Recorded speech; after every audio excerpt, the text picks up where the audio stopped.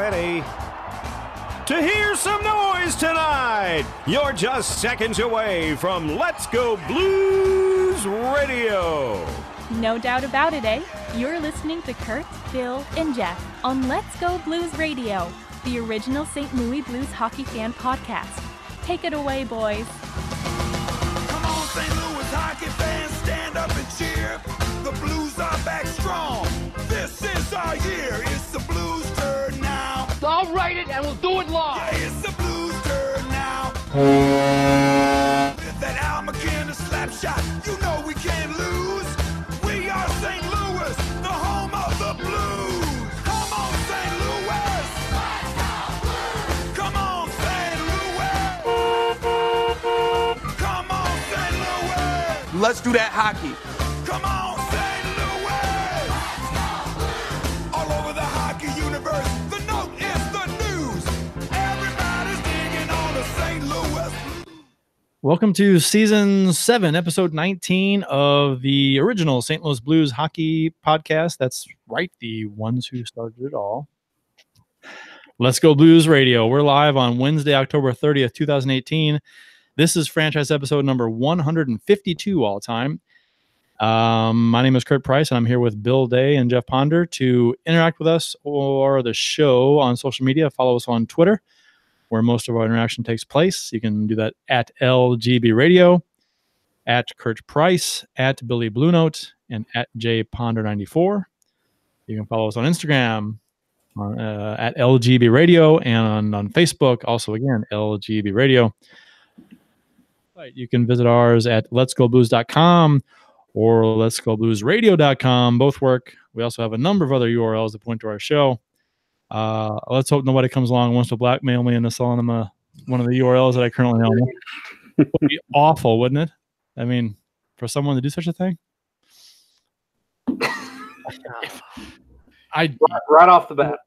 right off the bat. Smack. Right in the face. I thought it's funny. It's a joke. I kid. Yeah. It's a joke that 3 people are laughing at, and they're all on this show. All the jokes I tell are for me. I don't. If nobody else gets them, that's fine. They're for me. That's for my own benefit. If we have time later and you want to talk hockey live with us on the show, we'll try to open it up later for listeners to join us. Look for the join us link to be posted on Twitter if and when that happens. So we'll try and make that happen if we can. We haven't the last week or two. So last week, I guess. Announcements. Please check out the letsgoblues.com shop and consider buying a reasonably priced shirt, mug, or sticker. All proceeds go back into the show. We don't get rich off this stuff at all. Believe me. And Jeff, I registered for the Stanley Ponder Cup Memorial Tournament. You did. Yeah. And you are one of 36 players, 36 skaters, including the 5 goalies, because we only have 4 spots left. So pretty exciting. It has taken a lot longer this year to get it filled. I'm not sure why. I don't know if people are just scared to play against me or what. You're a hacker and a slasher. That's exactly what it is. That's the only game I know. It's so there's only 4 skater spots left. So if you're interested in playing some inline hockey, does not matter what your skill level is. Saturday, November 17th, 2 p.m. to 10 p.m. Get signed up as quick as you can because those spots are going to go fast.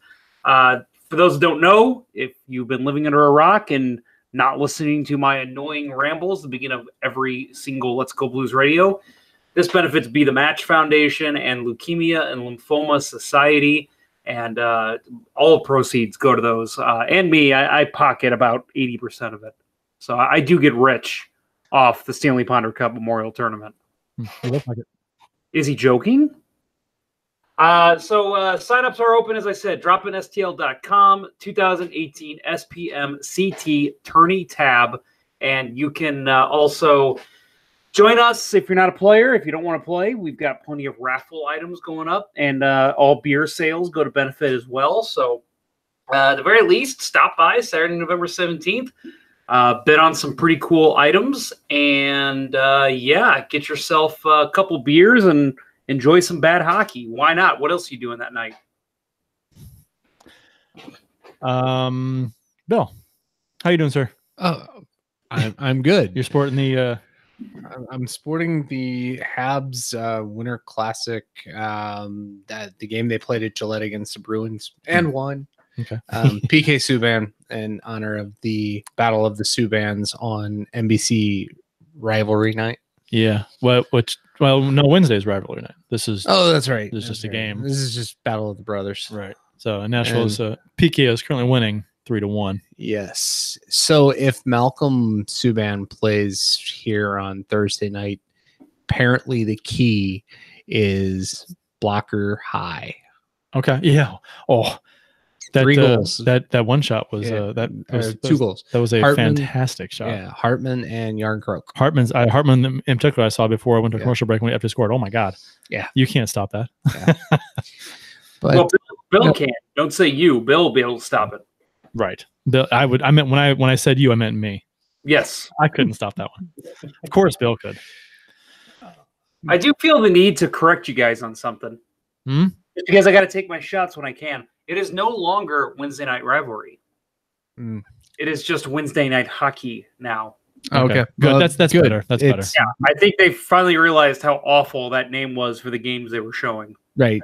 Right. When you play the they never played the Oilers, so that's a problem. But you play Buffalo and Tampa on Wednesday night rivalry. That's not much of a rivalry. That was a hell of a save by Subban. Yeah. Man. He's looked really good, except for the snipe shots to his blocker side. So the official beers of episode number 152. Bill. I'm going with a throwback. Left Hand Brewing 25th anniversary Imperial Stout. And it's, like I said in the Twitter post, it is a no frills Imperial Stout. Good balance, a little bit of booze to it, but it's not overwhelming chocolate or coffee or anything like that. It's just a good Imperial Stout, like when I first started drinking. It reminds you of the days when you're 16 years old in Cahokia. 25 years ago. Jeff, what's your beverage of choice? Well, no surprise here, as it's basically the same one I had last week, maybe even the week before. Again? The same. It's the exact same beer. All right. Next. You left it on your desktop Yeah. for 2 weeks. I sip on it throughout the week. I One flat beer. It's like German beer. Yep. Contact high juiced. So it's the contact high from Four Hands, but it's the juiced version. What's the difference? I don't know. But it's good. It tastes a little different. It just tastes like if you added about 10% more oomph, then you would get the juiced version. That's really the only difference. It's a little more hoppy. But it's a good beer. Why are you drinking the same beer 2 weeks in a row, Jeff? Well, I need to get my ass to the store. That's why. At least you're honest about it. Yep. My beer this evening is I went with a theme for the time of year, and I just spilled it on my hand. Not wearing those pants to work tomorrow. This is Frankenstein's Pumpkin Stout by Center Ice Brewery. So our good friend Steve Albers over at Center Ice Brewery put this out. It's pretty good. It's a pumpkin stout pours as dark as the night with aromas of pumpkin pie and balanced flavors from roasted, toasted malts, pumpkin, and spices. Stout brewed with pumpkins, cinnamon, ginger, nutmeg, and cloves. It's pretty good. It goes down pretty easy, actually, which is kind of dangerous for a 6.8% beer. So, yeah. It's good. Nice job, Steve. Good job, Steve. For anyone who listens or watches the crazy zany show on Netflix, Big Mouth, you the man, Steve. I don't get that reference. Nope, because you don't watch the show. I don't. The only YouTube show I watch besides ours is Good Mythical Morning. You ever watch that? No. Good Mythical Morning. That is a fantastic YouTube show. Well produced. I mean, it's like a TV show. It's really good. It's like 20 minutes long, 18 minutes long, short, good, and they one a day. It's fantastic. Never heard of it. 2 guys do a good job talking, and just half the time they eat weird things, and they kind of just see if they can. It's interesting. It sounds childish, and well, half the show is childish, but it's good. It's well done. Oh, the show is. Hey, by the way, did I say YouTube? I meant Netflix. You might have said Netflix. Okay. I heard YouTube. Okay. You hear what you want to hear. Right. Yeah, the show that it's not for kids. So if you're under the age of 24, you probably shouldn't watch it. It's really raunchy. It's the whole show. The premise is kids going through puberty, and in the way that they show it, they have a puberty monster who is played by Nick Kroll, and it's very raunchy. Oh, I've seen a cool. I've seen a preview for that. It's funny because my wife doesn't watch shows like that anymore. Ever since we've had a kid, she doesn't watch stuff like that. She got addicted to that show and made me watch it. And it's not a show I can binge. She can sit there and watch 10 episodes. I can only watch 1 or 2 at a time. It's so, even for me to say this, that's a lot. It's too much for me. It's just too much raunch. I don't think that show hits our target market. Our target market is like what? 6 to 12 and over 70. That's our audience. I think our audience likes Antique Roadshow the most. That's not a bad show. I've never actually watched. There's only so much that show you can take, though. It's basically a Pawn Stars kind of without the written stupid stories.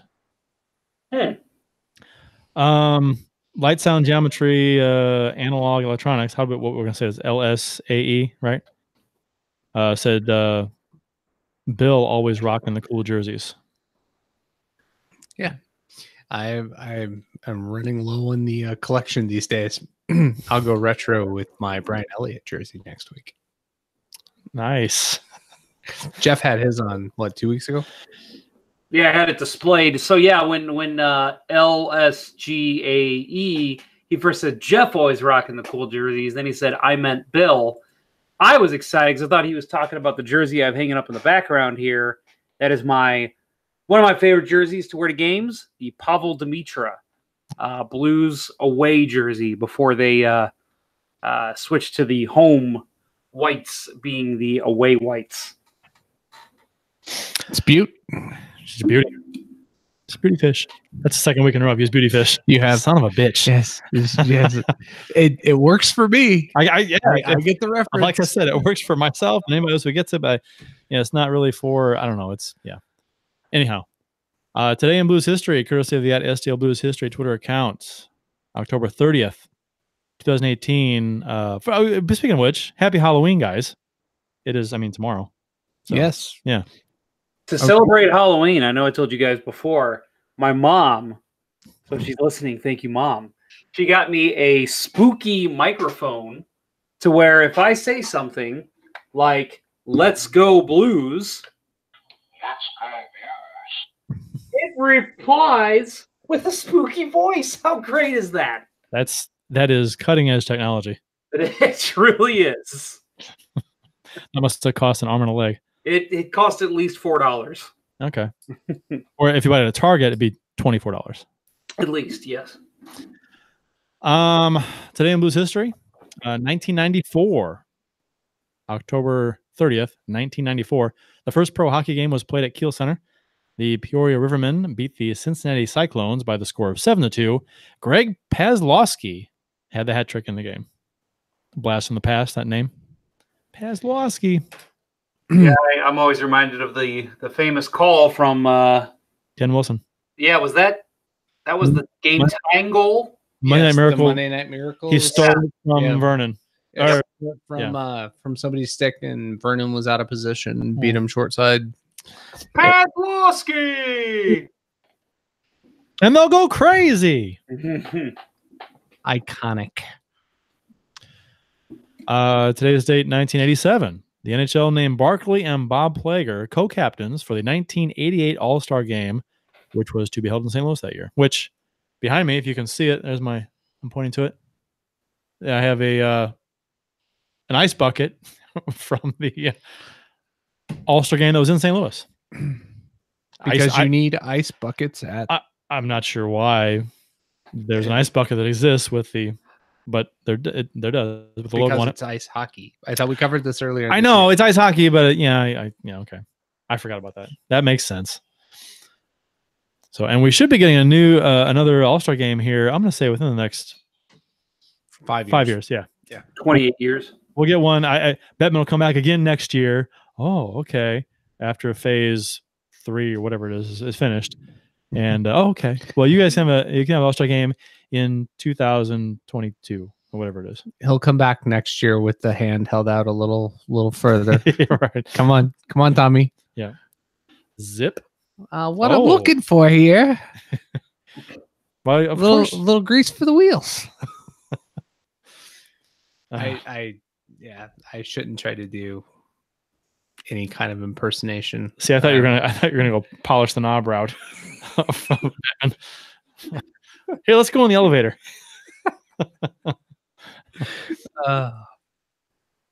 Anyhow, but yeah. So we're long overdue for an AllStar game. From 1988 was the last one. So yeah, geez, that's 98. That's 30 years. That's it'll be 35 years. It'll be. Yeah, I'm gonna go out on a limb and say they'll make it. Okay. 2022, 2023. Okay. On October 25th, Tom Wilson's suspension was upheld by the NHL. So this was long. We had back and forth conversations and debates and arguments and discussions with another podcast that will go unnamed about the severity of the hit, the legality of it, the cleanness of it, whatever, whether the suspension was warranted or whatever. So Bettman and the NHL Department of Player Safety determined that the hit was in clear violation of Rule 48, which states that a hit resulting in contact with an opponent's head where the head was the main point of contact and such contact to the head was avoidable is not permitted. That's what duh, right? But that's what they determined. So George Peros met with Wilson in August, actually, before this all happened, to specifically address how to make the necessary adjustments to his game that might help or avoid or minimize the likelihood of him executing illegal and dangerous checks because of his recent numerous suspensions. So they felt the need to have a meeting about it in August. And I like that idea. Being proactive. Yes. And getting out there, addressing behavior. Get out in front of the situation. Right. And it obviously worked too.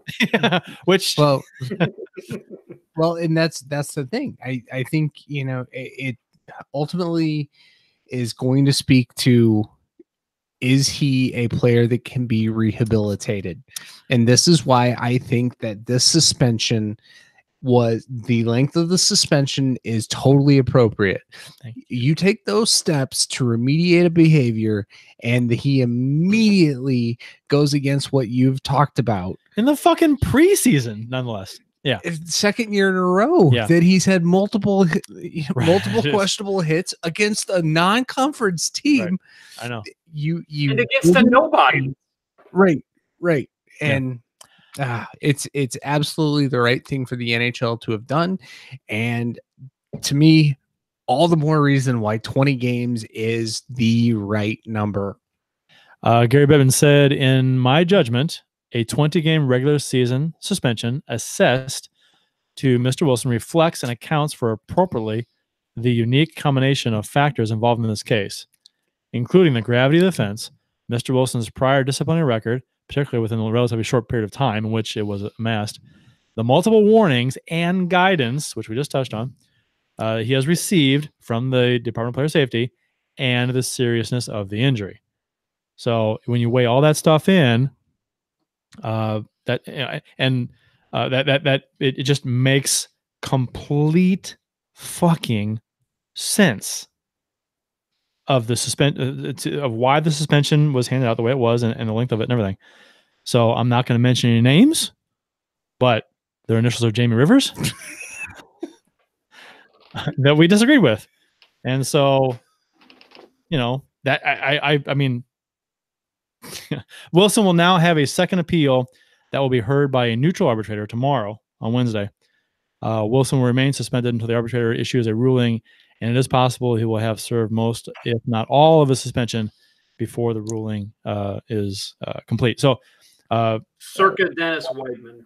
Yeah, right. Because an impartial, neutral arbitrator reduced Weidman's suspension. The same kind of thing, or reduced it to time served, basically. Yeah, he reduced it. He'd already served the 20 games. Right. But I think he reduced him down to 17 or 18 games. So he ended up getting money back. So he gets his money back, but he doesn't get the games back, which who cares if you're a Blues fan? I don't know. Yeah, it doesn't matter. But suspension, actually, it only hurts the Blues. The Blues don't play Washington because we didn't look at the schedule, but I think if Washington were to play Nashville or Winnipeg or Chicago, you'd want Wilson to be in the lineup. Morally speaking, this was the right thing. So I don't give a shit what anybody says. Yeah, from a guy who knows a thing or two about corrective action in the workplace. Not that I've been the subject of it, but you've been the Iron Fist. Kind of. It's the area in which I work. Yes, and you have experience in this area. If this happens at a private employer, they are very well in their rights at this point with all the steps they've taken to rehabilitate your behavior for you to be terminated. Obviously, it's nothing like playing a professional sport is nothing like working a corporate or private sector job. So it's a silly comparison. But if you were given chances that he's been given, you would not get hit as hard as he got hit. Right. If you change your ways. Right. Bill, you need to just come out and tell people that you're a bouncer at a strip club. We've already talked about this. But and we've talked about how embarrassed I am about my roots. And not one of the nice ones either. We're talking like Dottie's Body Shop level of stuff that used to exist on 159 just north of Fairview Heights. For those of you familiar with the area, the Metro East, back in the day, Dottie's Body Shop was it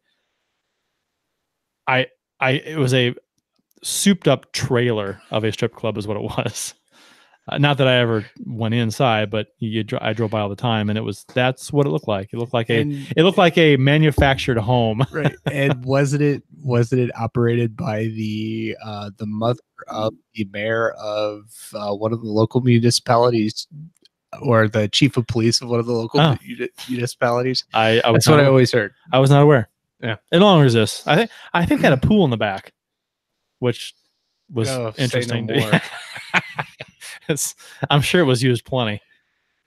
Tune in for next week's for Kurt's further knowledge about local strip clubs. And I'm sure the water inside that pool was thicker than regular water. Oh God! It's probably like a glue type substance. Okay. Good Lord. Anyway. For those of you on my side of the river, let's relate this over to Rhondas over off Page Avenue. Now, Rhondas, I'm not kidding.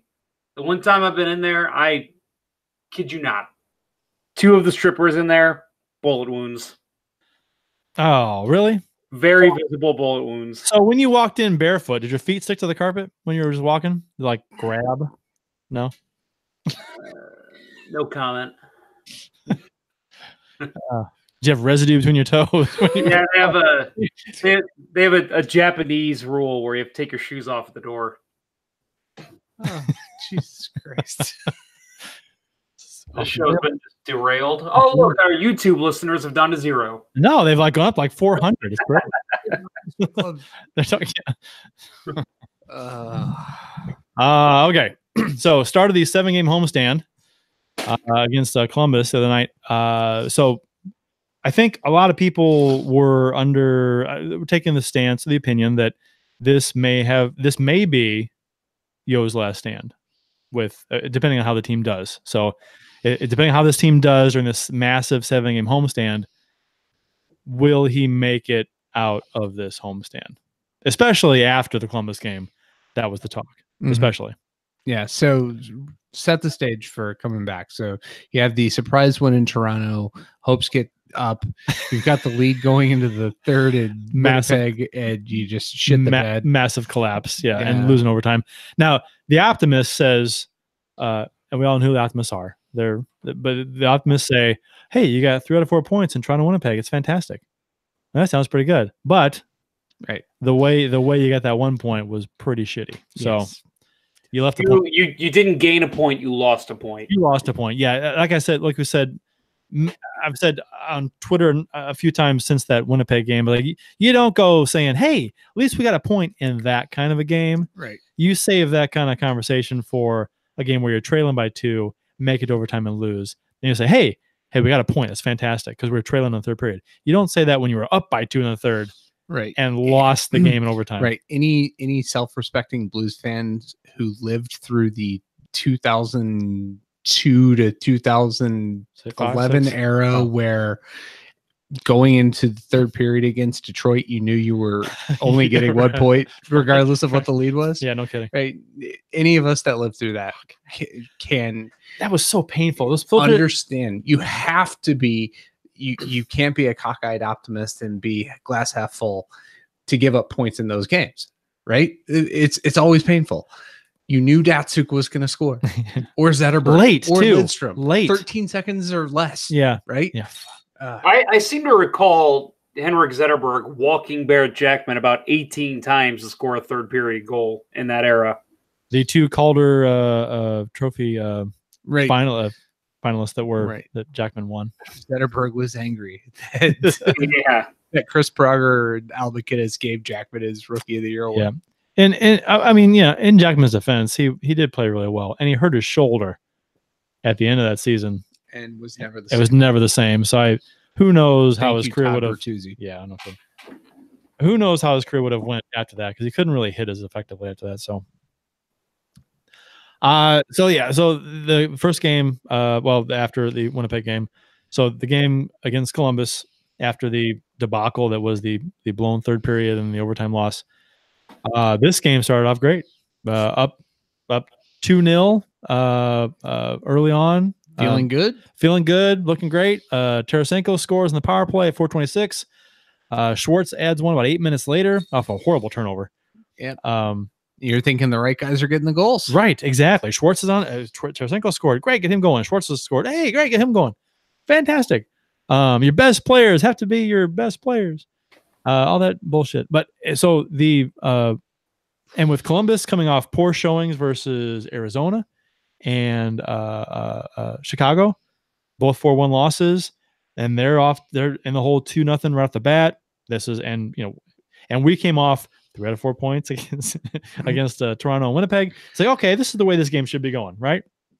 I'm friends with some Columbus fans on Twitter and just people I've known over the years, and a lot of them were saying when we're down 2-0, okay, time to trade Bobrovsky, time to trade Panarin. Let's see what we can do. Like, people are already on the wagon of Columbus is done in this game.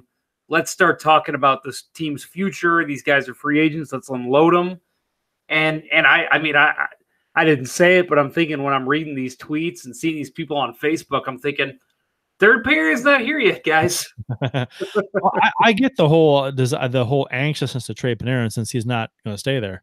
I get wanting to get something for him, but I'd love to have him. I'd love to have him. But yeah, so we feeling good about this game, right? So about 12 minutes in, and then the wheels completely came off the cart. After the Blues up 2-0, we were outscored 7-2 the rest of the way. And here's the thing with this game is that when we'll kind of fast forward to when it was 4-2. Okay, 4-2 Columbus. 4-2 Columbus. So for the next 4 goals, it's just we're all fucking pissed. So the Blues pulled Allen and put in Johnson, and then Steen scores to make it 4-3. You're thinking, okay, All right, we had a shitty 4-goal run. We're within 1 goal. We're right there again. And the Blues had a golden chance to tie it. Remember when Petrangelo's a chance in front when he got behind the defense in the slot, fed a pass from Schwartz, and redirection, and Korpisalo made the glove save. Korpisalo, a fantastic glove save. To me, if Petrangelo scores there, which he scores on 9 out of 10 goalies on that chance, it's 4-4. We've got the momentum back big time. Who knows how the game goes? I think in a game that ended up being kind of a laugh. I'm not a laugher, but 7-4 was ridiculous. We were so pissed at the game. Yeah, it was a laugher, but at the third period. But I think that moment, that save was ridiculous. Wait, are you saying there's such a thing as a critical save? There is such a thing as a critical save. A critical save, a momentum changing and building save. So now it's such an alien concept to me. We haven't seen that in a while. But yeah, so it's not like Columbus scored like a minute or two later or anything, but they ended up piling on in the third period. Floodgates opened as they scored 3 times in the first 6 minutes of the third period, and they just put the game away. Sanford scored with 8 minutes to go to round up the scoring. So 7-4 Blue Jackets was the final. So about this game, after the game, people were understandably social media. I mean, that was entertaining. I mean, I was pissed off as anybody. I'm sure everybody, you guys were too. But I mean, just reading through Twitter was just entertaining, to say the least, because people were pissed. Yo must go took over Blue Twitter. Yeah, Yo must go, the hashtag. And here's what I want to talk about a little bit was this after that game was the first time I really honestly felt that, okay, Yo's days here are numbered. He could be fired tonight. We don't know. Mm-hmm. And that could happen. This game was so bad, and come off the heels of the embarrassing collapse in Winnipeg, and the up and down season so far, mostly downs. And Jeremy Rutherford tweeting about Doug Armstrong leaving the Blues, right. the box, the team suite, yep, and not returning after it was 4-2 or something. 4th goal, yeah. You thought that they were laying the groundwork, yeah. And then the fake JR right. Twitter account that somebody who fell for that. Me, Jeff. Yeah, I didn't see it. Jeff sent a text to us and said, Yo officially fired. Yo officially fired. And I'm like, wow. Yeah. Yep. So I was on tour at the time. I didn't see it. And like a minute later, you're like, oh, damn, fucking fake Twitter account. Fucking bot. Yeah, no, it was Hitch's hat even tweeted it and said, he quote tweeted and was like, there it is. Yep. And then 5 seconds later, damn it. Yeah, that one of the few tweets that I've had to delete. My retweet of that I deleted. See, a fake Twitter account got me about 2. You okay there, Jeff? Yeah, I think that was my phone. Sorry. A fake Twitter account got me 2 trade deadlines ago. Was it one of the Bobby McKenzie ones? Might have been. I don't know. I forgot which one it was, but I retweeted something that a trade that happened with the Blues, and I'm like, oh, fuck. So. We've all fallen victim to it. But in this game, so I was one of the people. I wasn't fuming. I mean, I was pissed, but I wasn't going on Twitter and cursing up a storm. I actually had a pretty good conversation with a lot of Blues fans about Yo's days being numbered and what you do to right the ship. What is that? Something is hitting something. It's like he keeps bumping his microphone. Are you hitting your microphone? I'm not. Something is like rattling against your, like, it sounds like something like that. Oh, it's probably me strumming my guitar. Sorry, guys. That's what it's got to be. But no, I was under the impression, I think I even posted it on Facebook. Don't worry, everybody. Mike Yeo is being fired at this moment. I really, truly believed maybe it wasn't going to be that night. I mean, everybody talks about the Gerard Gallant moment in Florida a couple of years ago when he was quote unquote left on the curb with his bags, which there's a little more to that story than people tell you. But he chose to do that, by the way. For those who don't know, you guys know that, right? He chose to go to the curb. Right. And just somebody was like, "Oh, this would be a funny thing to tweet out on Twitter." But it's so that was what I was saying. Yeah, Yeo's bags are going to be on the side of the street. He's going to be calling a cab. I mean, I believed it was time. He was going to go, and I thought, you know what? They're not going to do it right away. It's going to happen in the morning, and then the next day, which we don't have to get into this right now, but the next day. I think it was Rutherford tweets out, "Here's the Blues practice lines." Oh, what's that? No changes. Mm-hmm. Yep. Yeah. So yeah, going back to the night of after the fake Twitter thing, and we saw Yeo come out to do the presser After a closed door meeting in the locker room. After a closed door meeting, when Yeo came out to do the presser, I was certain that at that point he's safe for tonight. Sure. And then the next day, Korak and Rutherford tweet out the lines, and I think I retweeted Korak and said, "Well, looks like Yeo's picked the hill he's going to die on."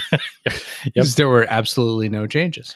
Nope. And Bowmish was back on the top line with Petrangelo. It's like, well, he's just going to be a stubborn ass with this fucking Bowmister on the top line. Bullshit.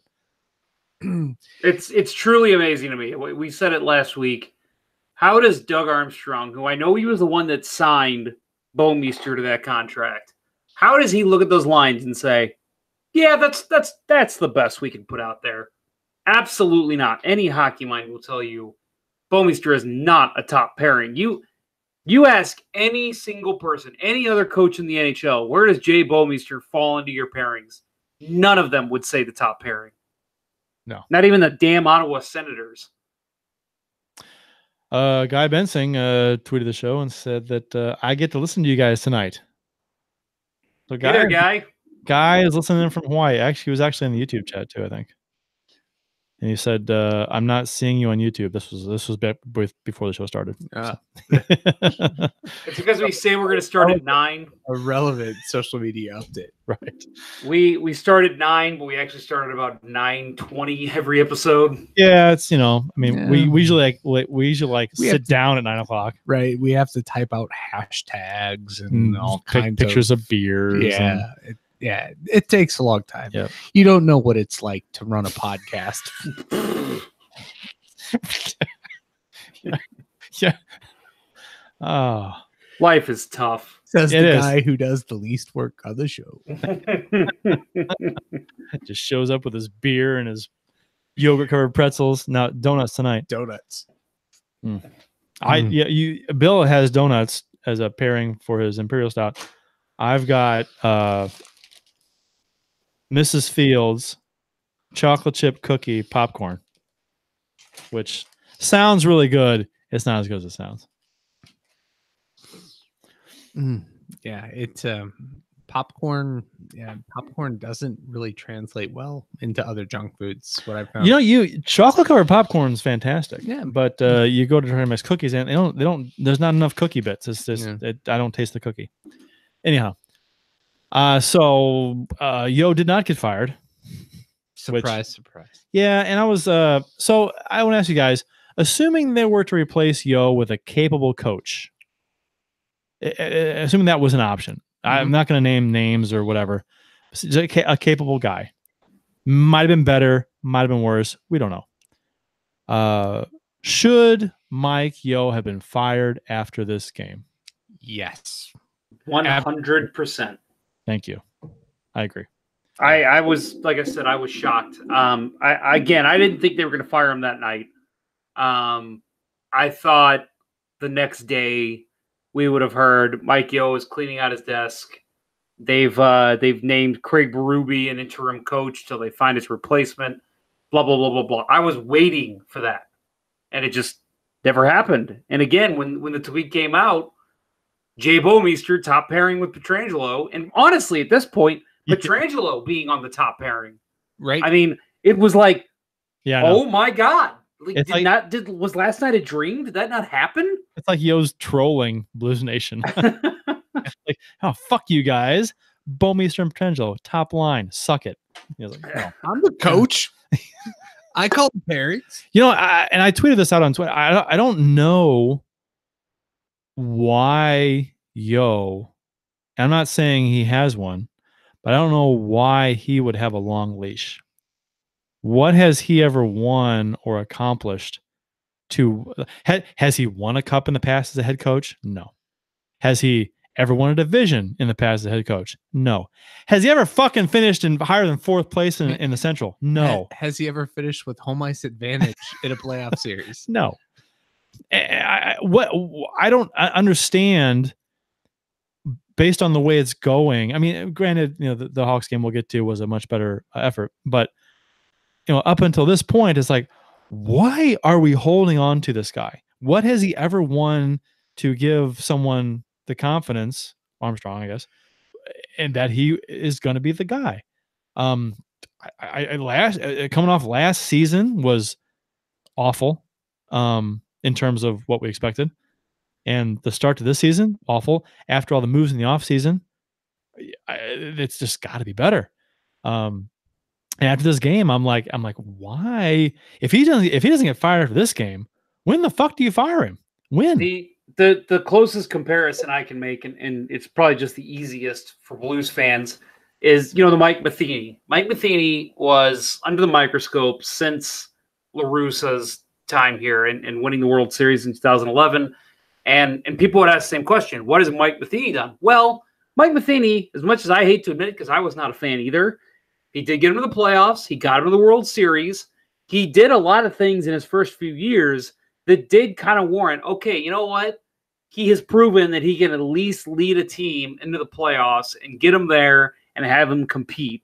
Again, not to defend Matheny, but it's true. Mike Yeo has never done that. Yeah, he's gotten his teams to the playoffs, but they're first-round exits. And you can count, I know that the first year with the Blues, it was and then I think when the Blues beat or when the Wild beat the Blues in the first round, you could say, oh yeah, well, he went to the second round twice. Yeah, and they got stomped in the second round both times, both of his teams. The Blues on the Predators and then the Wild and the Blackhawks. Mm-hmm. I think it was the Blackhawks, yeah. Yep. I mean, he's never earned the long leash. That I'm not saying he's gotten a long leash now, and I think, Kurt, you said the same thing. But exactly the same thing. Okay, well, see, I listen kind of, but I at this point, that is the game that you point to when you say. I mean, again, we talked about this last week with the Winnipeg game. You point to that game on the calendar at the end of the year, and you say that one got away from us. If we win that game, we're probably in the playoffs. And you just keep, those types of games are piling up. And you can't let those keep happening throughout the season because, we talk about all the third period collapses.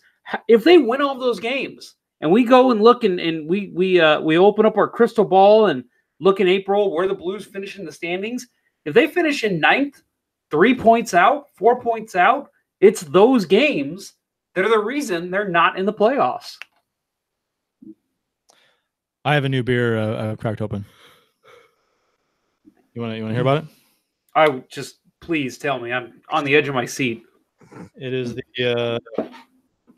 it's from Four Hands, and it's the. Have you had the Devil's Invention, Jeff? Yes, I have.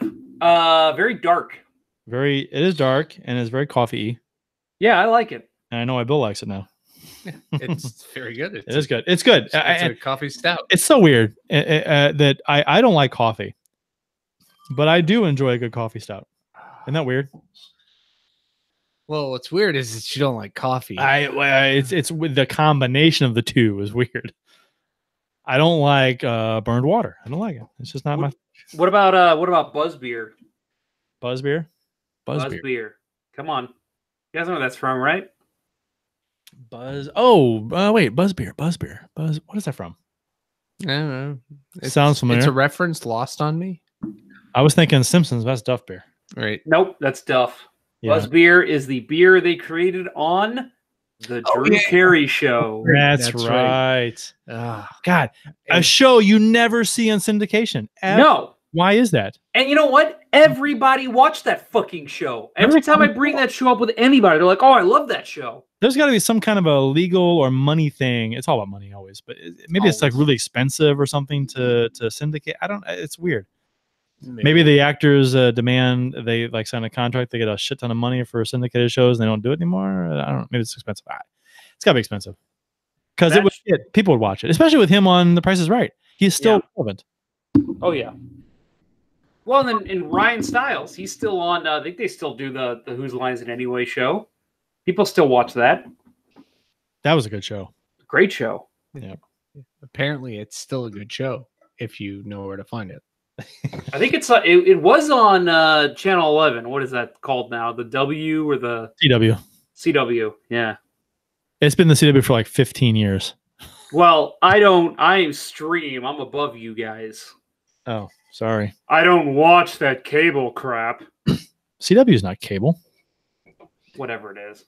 Top Google result. Why isn't Drew Carey show in syndication? Because it's got to be a money thing.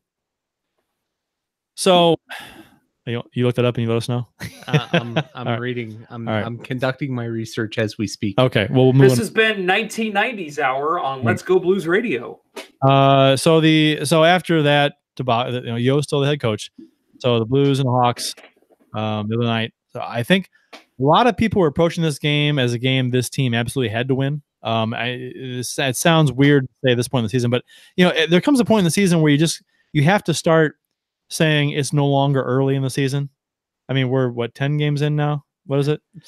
It's still early. October. I'm not saying it's not early. It is early. However, we've all heard the number. Oh, teams that are out of the playoffs on November 1st or November 7th or whatever it is.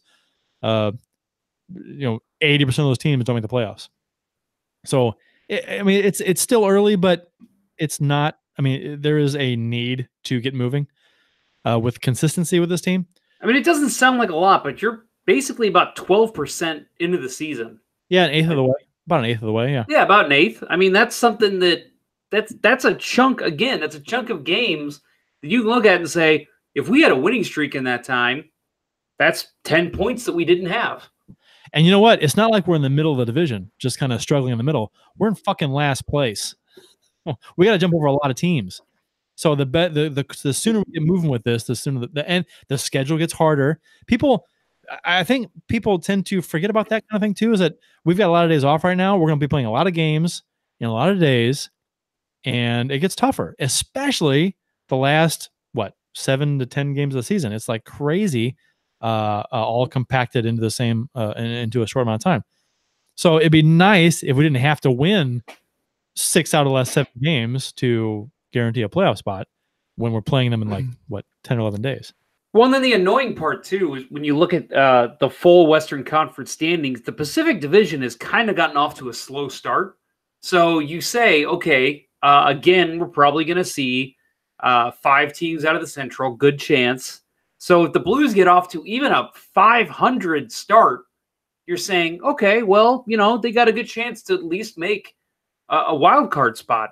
But you look at the West and you say, yeah, they could pass all those Pacific teams, but you've got 5 to 6 teams in the Central Division that you're going to be battling for a playoff spot the rest of the year.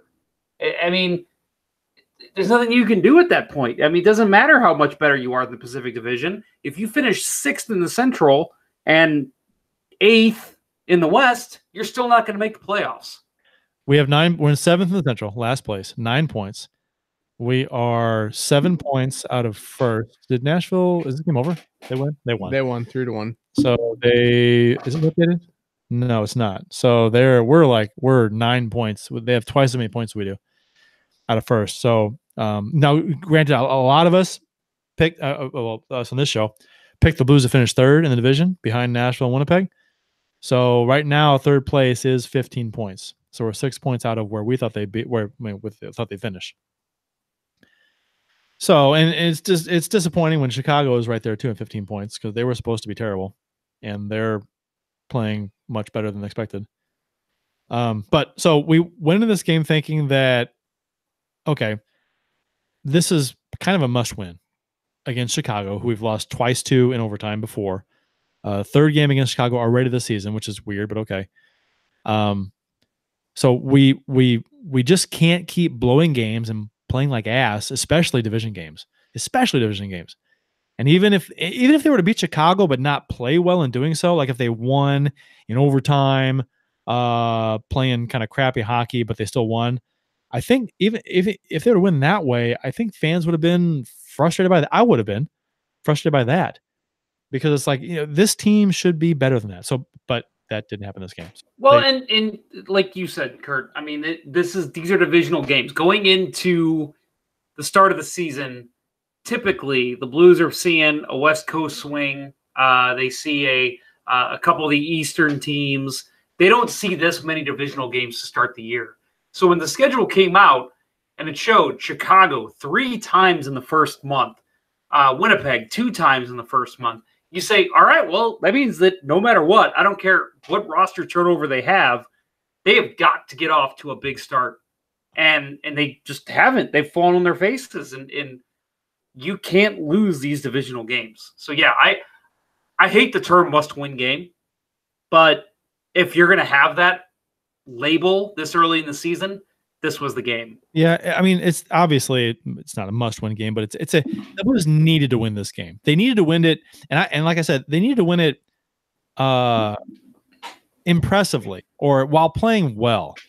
Winning this game and not playing well wouldn't have done a lot for the confidence of the fan base. I think because everyone knows the team was playing like shit. I think if they were to, but winning the way they did, even though it was pretty close late. The Blues played a pretty good game. So I think that that did wonders actually for the fan base. It's amazing what a game can do. So before the game, Tarasenko pretty much guaranteed the Blues were going to come out pissed off and they were going to really take it to Chicago, and they did, and he did. So the Blues team that we expected to see this season kind of finally showed up. So they showed up in Toronto, and then they showed up against Chicago the other night. So beating the Hawks 7-3 was the final. And this time, instead of collapsing in the third, when we had a 4-3 lead, the Blues shut the door and ran up the score late in the third. So O'Reilly's goal, I hadn't even gotten downstairs to my TV yet. I was in the kitchen making dinner, and I had the TV on, and I saw the O'Reilly goal. Thank God I was watching the TV. 18 seconds in, my God. Beautiful pass from Sanford after Parayko carried the mail up the ice, and O'Reilly redirected the pass by Crawford just inside the far post. That's what they call a goal scorer's goal. That was nice. That was a beautiful goal. I loved it. Great start. Yeah, fantastic. Yeah, I was the same with you, Kurt. We were at Boo at the Zoo, so I actually missed the whole first period. But I checked my phone. It was like 7:09, 7:10, and I was like, "Oh, I'll check my phone," because I just got the notification the game had started. I'm like, "Okay, I wonder, just if there's any late roster lineup changes or anything." So I looked, and 1-0 Blues. And I'm like, "Oh, that's a good sign. Hopefully that continues." So Kane, I mean, well, it didn't actually. The good again didn't continue that long. Kane tied it up on a goal that was, rather soft. But yeah, and yeah, that's what I was trying to find the reference so that I could give the numbers. But Jake Allen is worst in the league at goals above average. Goals against above average. Yeah.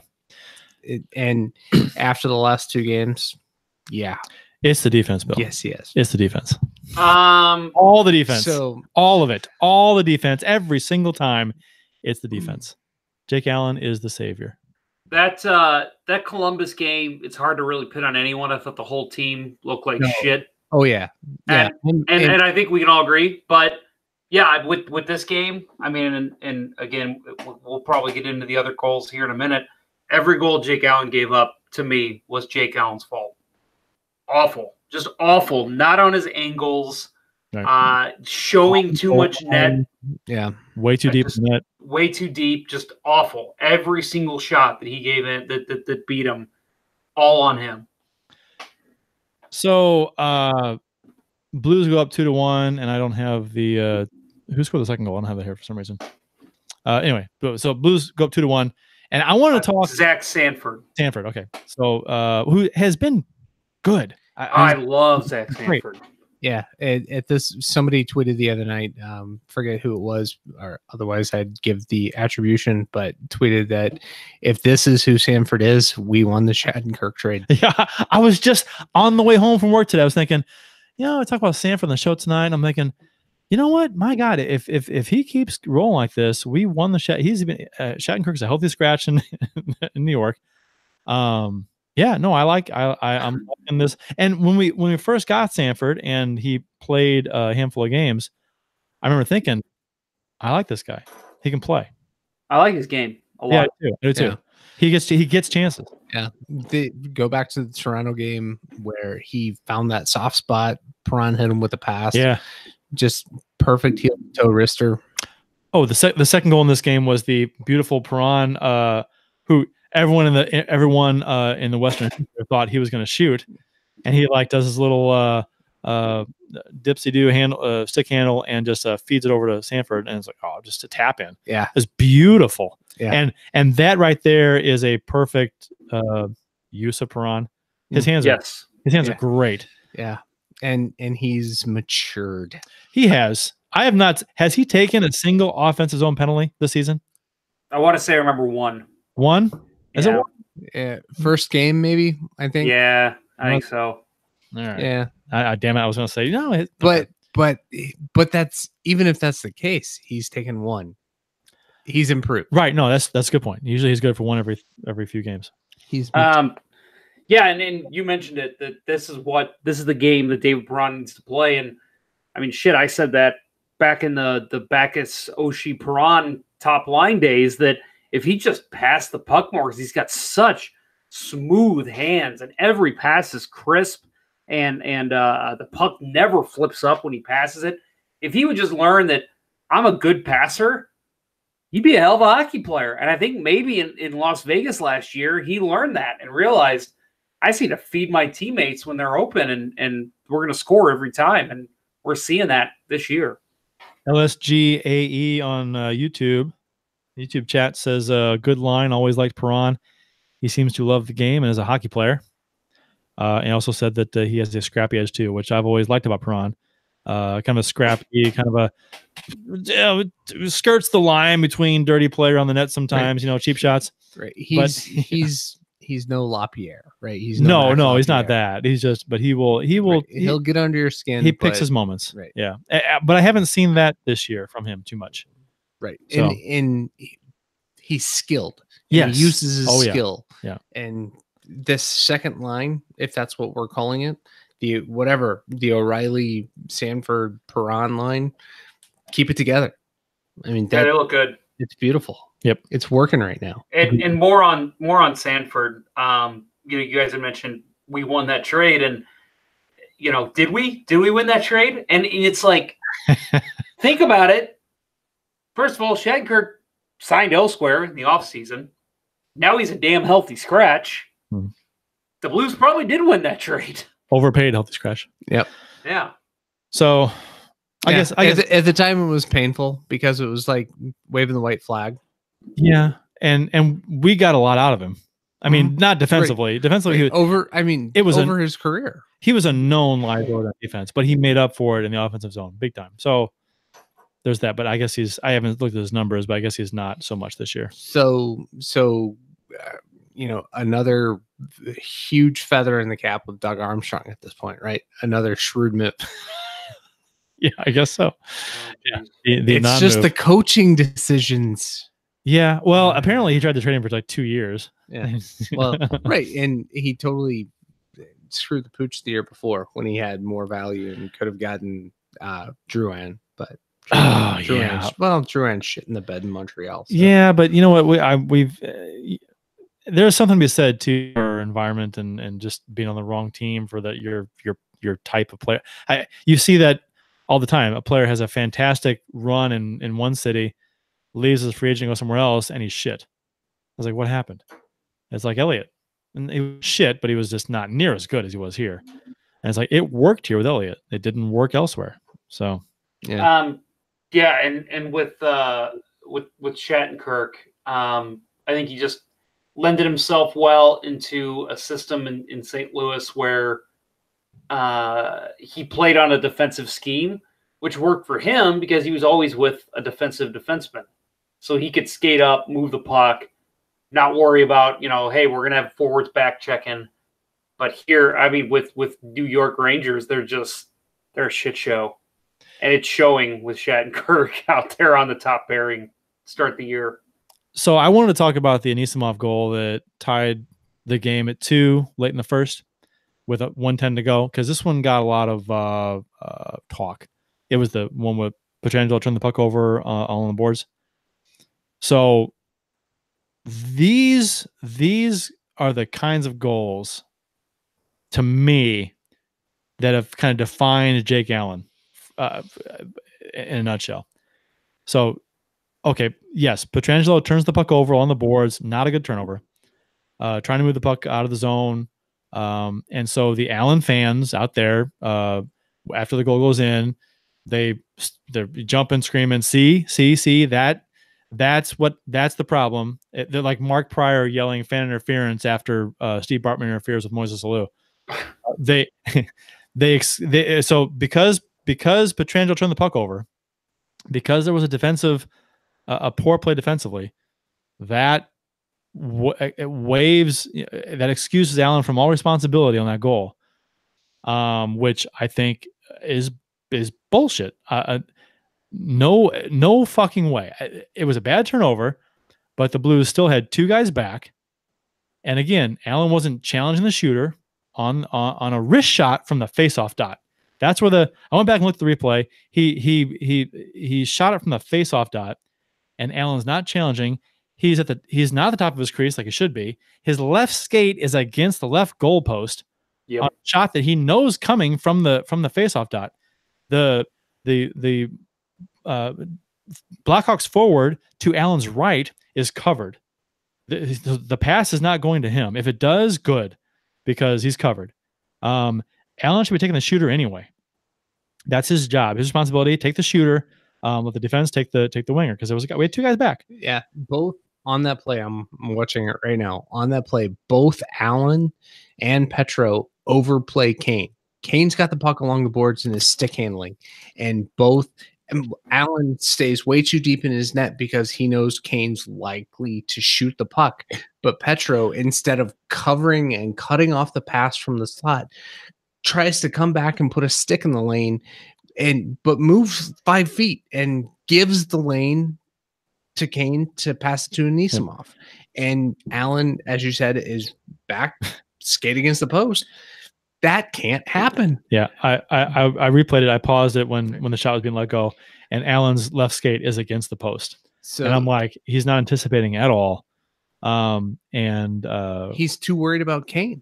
Well, the thing is that there were 2 passes. There was a pass after the turnover, and there was a pass to Anisimov. Right. So 2 and we had 2 guys back. So you're not back there alone with Kane. You've got 2 defenders with you. I don't know. I'm not sure. Kane's on the boards. Yeah, yes, and he was obviously passing. He's not shooting. But even if he does shoot, if he does pass, if he passed, which he did, Allen has time to slide out. Mm-hmm. He does. And even then, he's in his net. He doesn't have the post cut off. His positioning was all wrong. Petro, they're both to blame on that play. They both played it terribly. Right. No, I agree. And people came out of the woodwork online to put 100% of the blame on Petro for this goal. People were saying, "Oh no, that's a bad goal." I was watching the Ottawa. Who's playing Ottawa and who else? Arizona. Derek Stepan from his own blue line, shorthanded, 5-hole. Oh no! Oh, it was a clearing. It wasn't a shot even. Oh my god! Just to make you feel better about Jake Allen. Yeah, it's 4-1. Matter. But anyway, So people come out of the woodwork to put 100% of the blame on Petro. And our friend Lance on the Drop Podcast, I listened to his last episode, and he said that it wasn't Allen's fault at all. It was all on Petro. I'm sorry. I disagree here. He's wrong 100%. Yeah, Petro made a mistake on the boards. His turnover started this play in motion, but 2 passes were made after the turnover. We had 2 guys back, and the shot is a save that Allen should have made. I don't know how you can go back on the play and blame the goal on Petro. Yeah, it was a turnover. Fucking turnovers happen all the fucking time. Now, the final stats of the game might read 4 turnovers for the Hawks and or 4 for the Blues and 10 for the Hawks, whatever. No. Misplays with the puck, mishandles, turnovers, bad passes, whatever. They happen literally like every minute and a half in games. So turnovers are going to fucking happen. They happen all the time. Granted, that was a stupid turnover on the boards by Petro. But however, with that said, that puck needs to be stopped. So wait a minute, Kurt. Let me understand this. You're saying that a goal could be scored against the Blues, and you can't just blame it on one person? Believe it or not, Jeff, that there could be multiple people to blame for a goal going in. No, that's ridiculous. The defense can make a mistake, and the goalie, you can say the goalie should have had the puck. No. So wait a minute. Are you telling me that Eric Brewer wasn't 100% at fault for the Blues from 2005 to 2010? That's different. That's different. But the crazy thing about both of those things could happen, and the Blues could still win a game.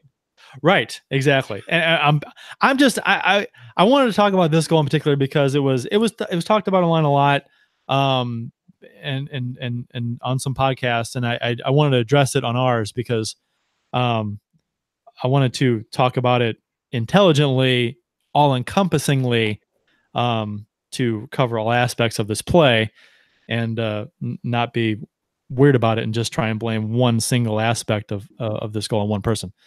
So, yeah, Petro's mistake started the play in motion, but there was a lot to be said after that as far as the goal going in. So I think I'd blame Petro for the goal 25 and Allen 75, maybe 30-70, something like that, because that's the way I look at it. If you're going percentage wise, that's what I'm gonna say. Okay. Again, men's league, not as important as the NHL.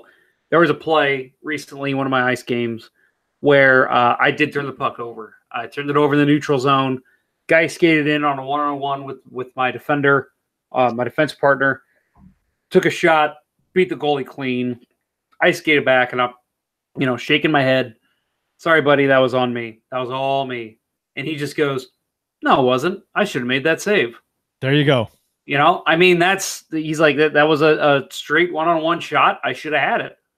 And I think Jake Allen would say the same thing. Any goalie in the NHL would say, yeah, that's a shot I need to have. And it just didn't happen. Part of a goalie's job is to pick up the defense, because turnover, from being a skater and playing out, it's really difficult. You're basically asking your defense and your forwards to play a perfect fucking game. Never turn the puck over. Never mishandle the puck. Otherwise, if the puck goes in, that's 100% on you. I feel a callback coming on. Are you saying there's such a thing as a critical save? Right. There is such a thing as a critical save. There is. From the previous game, yes. So, however, silver lining. Yes. With that said, that was a shitty goal to give up, but this is when the Blues fortunately started to pour it on. So they got goals from Tarasenko and Bozak to go up 4-2. Kane scored again to get the Hawks within 1. And again, I didn't like this goal on Allen. I don't want to pick on him too much, but God damn it. Pang said during the broadcast that Allen was screening the play, but this is when Parayko kind of stumbled and fell and couldn't defend really. And then Kane came in like a left wing, the bottom of the circle, kind of at an angle.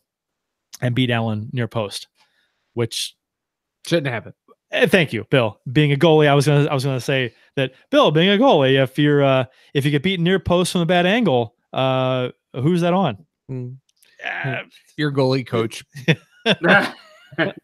You don't get beat near post on a bad angle shot. That's almost always on the goalie. They just don't do it. So again, all 3 goals. So you guys are agreeing with me. That was Allen. Allen has to make those saves. I think he he was not good on those 3 goals. He was not as good as he should have been on those goals. No, right, exactly. So you're saying he deserved to be injured? I'm kidding, Allen fans. I'm totally kidding. You're skipping ahead because Kane scores again to get the Hawks on the 1 again. But I just yeah. So Sanford's on the play where Allen gets hurt. Sanford's back checking on Saad in the blue zone, like a good forward does. On the 2-on-1, Anisimov and Sanford followed Saad all the way to the net, and Sanford's hip or thigh, whatever it was, collided with the top of Allen's head on the scoring chance, where Allen made a nice save on the play. No, Allen made his best save of the year. Yeah, it was good. Play. Very nice save. And it's for all the cockeyed optimists out there, his last save was his best save. I don't think he has a concussion. He got hit in the head, but it looked like his head kind of got jammed a little bit, like the top of the head kind of hit down. I'm thinking it's just a really bad sore neck, maybe, or I'm thinking a neck strain. That was my thought. Yeah, I mean, he could have a concussion. I don't know, but he was so slow getting off the ice. He was unsure about. Yeah, he was. He was walking really slow. Needed help. That's true. Everything was measured. Yeah, I've had a concussion before. I have too. Yeah, I think I have. It was not diagnosed. But I think I had one. I know. Me too. And I know who gave me one. Was that me? Are you serious? That shot gave you a concussion? Oh hell yeah! The side of the. You telling me a puck to the side of the face gave you a concussion? I was not playing goal. No, this was in warm-ups. And I was in warm-ups, and I was trying to recruit somebody to play at our team. Shot the puck. Who shoots the puck against the short boards? I had a habit before games of I take shots on net in warm-ups, and then I also kind of curl back to center and take some shots towards the low shots, just on the boards, on the and it got away from me, and it sailed, and Bill was sitting on the bench talking to somebody, cracked him right on the side of the head. What the fuck is wrong with you, Kurt? Yeah. Why are you shooting at the short boards? You know what? I don't know. What I did. That was a season we were playing in a 4-on-4 roller hockey league, and we only had 4 guys. So I played the entire game.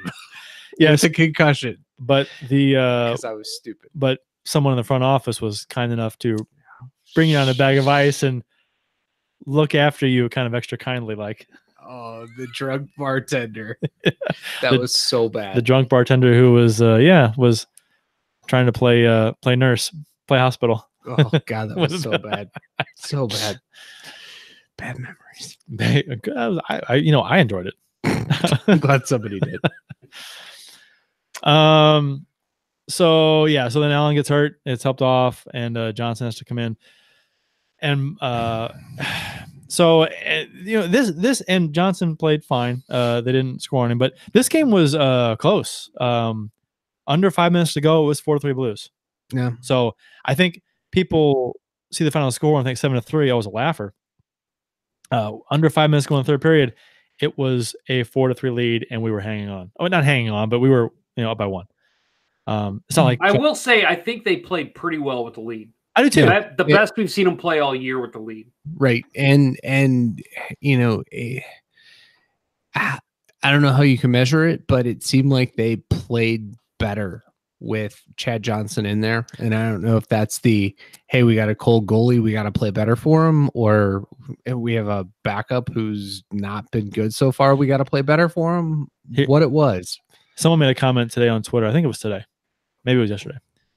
Said, we'll see how the Allen haters or the Allen bashers or whatever like to call people that are critical of Allen when he makes a mistake. Realist, maybe. Yeah. We'll see how the Allen haters, how much they hate Allen once they see Johnson play for a while. and something like that. And I was like, well, that could kind of backfire on you, I guess, if Johnson plays like Hutton did last year. I was going to say, I mean, how many backups and split starters have taken the job from Allen? Yeah. It's not out of the realm of possibility that it happens again. Right. So, well, I mean, if Johnson has to play 2 or 3 games and, we go 3-0 and he allows 2 goals in those 3 games, it's like, He's done it before. We talked about it a couple weeks ago. He did it with Elliott in Calgary, so you never know. Yeah, I'm not saying it's going to happen, but, if it does, and it's like all of a sudden it's like, oh boy. Yep. The good old St. Louis goalie controversy. Yeah, I think that's pretty much every city that has a good hockey fan base. The goalies get shit on all the time. Every city that has a good hockey fan base and a bad goalie. Right. Well, the jersey you're wearing, Montreal is notoriously hard on goalies. Mm-hmm. So it's not just St. Louis. Yeah, Patrick Waugh. Yeah. Trade me right fucking now. Yep. The old Denny Lemieux. Trade me right fucking now. Hang up. So yeah, 4-3 game, under 5 to go until Tarasenko went into the dirty area and scored a goal right on top of the crease to make it 5-3. Great image. Yeah, of that him vanquished over top of the prone Corey Crawford, who is completely defeated. There are a number of not to tout this too much because the Hawks have won cups and all that stuff, but there are a number of good images of Blues scoring goals on Crawford and him looking like his world has ended. Troy Brouwer. The Tarasenko goal that tied it late in game, I think it was game 2 of 2000. What was it? 15, 16? 16. He scored with 3 or 4 seconds to go. Yeah. And there's an image of Crawford with his head down on the shelf of the goal, just like in agony. And I loved it. So I had a screenshot of that somewhere, and I went to share it because Miners Arena was wanting a high res image of that the Tarasenko goal from the other night where he's excited and Crawford's laying down. And I was going to post that and say I have this one too, but I couldn't find it. So good story. Great story. Thank you for sharing. Beautiful. After Tarasenko's goal, then Petro kind of put it away with empty netter. And then to add insult to injury for the Hawks, the Blues got a late power play, and they got a goal from Steen on that power play, who let a laser go from the slot to make it a laugher late. So you had mentioned when you brought this game up that because of what Tarasenko said after the last game, they pretty much had to come out with some fire, which they did. This goal, the Steen goal, late in the game, I mean, what did he score? 15 seconds left? It was a little more than that, I think. Maybe. Either way, the game's been put away. It's 6-4, 6-3. The game's basically over. You've got a power play. A lot of teams just kind of cycle, quick shot, cycle, quick shot. Don't give up any chances. Steen put everything he had into that shot. And I read that as an angry fire, whether it was within the Blues or within Steen, I don't know. But the way that he just bombed that shot like you would see late in a game that's a tie game led me to believe, okay, Steen is pissed and he wants every chance he gets to put this game away, even if it's already been put away. The whole team should be pissed. And you could, I mean, Tarasenko's, Steen's kind of a mild-mannered guy when it comes to interviews. He doesn't really show emotion. And he basically just gave the company line of, got to work harder, which there's a lot to be said for that. I mean, but Tarasenko's comments were interesting about the way, because I liked what he said, even though it wasn't a canned response. It wasn't a, we just got to be better. We just got to be harder on the puck. We got to be tougher on the puck. We got to play better in our own zone. It wasn't a canned, stupid response. It was, we're pissed off, and I guarantee you, we're going to play much better versus Chicago. And I was like, oh, good, great, something specific and something actually I wasn't expecting that quite from him. So that was good to hear. And it was good to see, especially with him too, contributing 2 goals in that game. So that was, it's no Mark Messier moment from the Rangers, but but it was good to see. I like that. So, but again, this was a good game. So was the game against Toronto. Yeah, the game against Toronto was fantastic, and then they shit the bed in the 3rd period against Winnipeg. So really, let's see how they play against Vegas now to see how they back this up. No, so let me ask. Oh, go ahead, Bill. I was just gonna say, no, I don't think the game against Vegas shows it. It's Saturday. Saturday's the theme. We play great on Saturdays. Toronto, it was a Saturday game. Chicago, Saturday game. So who do we play Saturday? Who do we play Saturday? It's a good question. Is it Minnesota? We play Minnesota on Saturday. So yeah, divisional game. So yeah, Vegas on Thursday, Minnesota on Saturday, and then we have a couple days off, and then Carolina on Tuesday. Probably our show on Wednesday the 7th, and then San Jose on Friday. That's on the Blues schedule, right? Let's Go Blues Radio, Wednesday the 7th. It's on the actual Blues official site. That's what I meant. Yeah. On the Blues official site on the Wednesday the 7th is Let's Go Blues Radio podcast. Yeah, they're so nice for putting that on there. 9:20-ish. Right? Yeah. So let me ask you guys this question before we close up on this game, and there's something else I want to bring up too. But Mike Yeo, they lose this game at all. I mean, even if it's the best game the Blues have ever played, and they still lose, does Mike Yeo still have a job today? I think with it being a division rival, Chicago, and it being a 3rd loss in a row to Chicago, after the terrible game against Columbus and the embarrassing finish against Winnipeg and the bad start to the season, I think I would not want him to be the coach. Whether or not he'd be fired, I have no idea. Right. You have much more justification. I mean, I think at that point, it just, it's more than doubled down. It's quadrupled down all the bad that he's, that has become of this team. If they lose that, they lose that game. I mean, it's just, there would be no silver linings. But at the same time, I don't know what it's going to take for him to get fired. I would not have been surprised to hear in the, we have this, a nice 5-day layoff until the next game, that at some point they made a coaching move, even after the win. It would have been a nice time to do it because you have a number of days to get practice in under the new coach. Right. So if they were going to fire him on this homestand, it would have been after that game. Right. But they won. But they won in convincing fashion at the end. I'm not convinced that that's what got him to keep his job. No, I don't think so either. Harder to fire a guy after a win. But yeah. Oh man. I wonder how many coaches have been fired after a win. STL Blues history. Can you help us out on that point? Right. Yeah. Yeah. How did that happen? How do you even look that up? I guess you could. Days they're fired and the schedule and everything. Man, that can't be many. Yeah. I'd go out on a limb to say that there has never been a Blues coach that's been fired after a win. Prove us Coaches wrong. in every sport who won and still got canned. That's an ESPN article.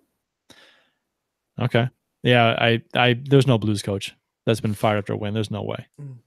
We've had like 14,000 coaches too. Shit, there's a ton for the NBA. Tony Dungy for the NFL, Marty Schottenheimer. Yeah, basketball. The NBA is not even a sport, so let's not talk about that. It amazes me how much coverage the NBA gets. And all right, you ready for all the NHL ones? This town. What's that? Oh, you ready for all the NHL coaches that have been fired after a win? Any Blues coaches? Let's hear them. I don't know. Let me roll through. Alain Vigneault for the Vancouver Canucks in the 2012-13 season. Leading candidate to replace Mike Yeo.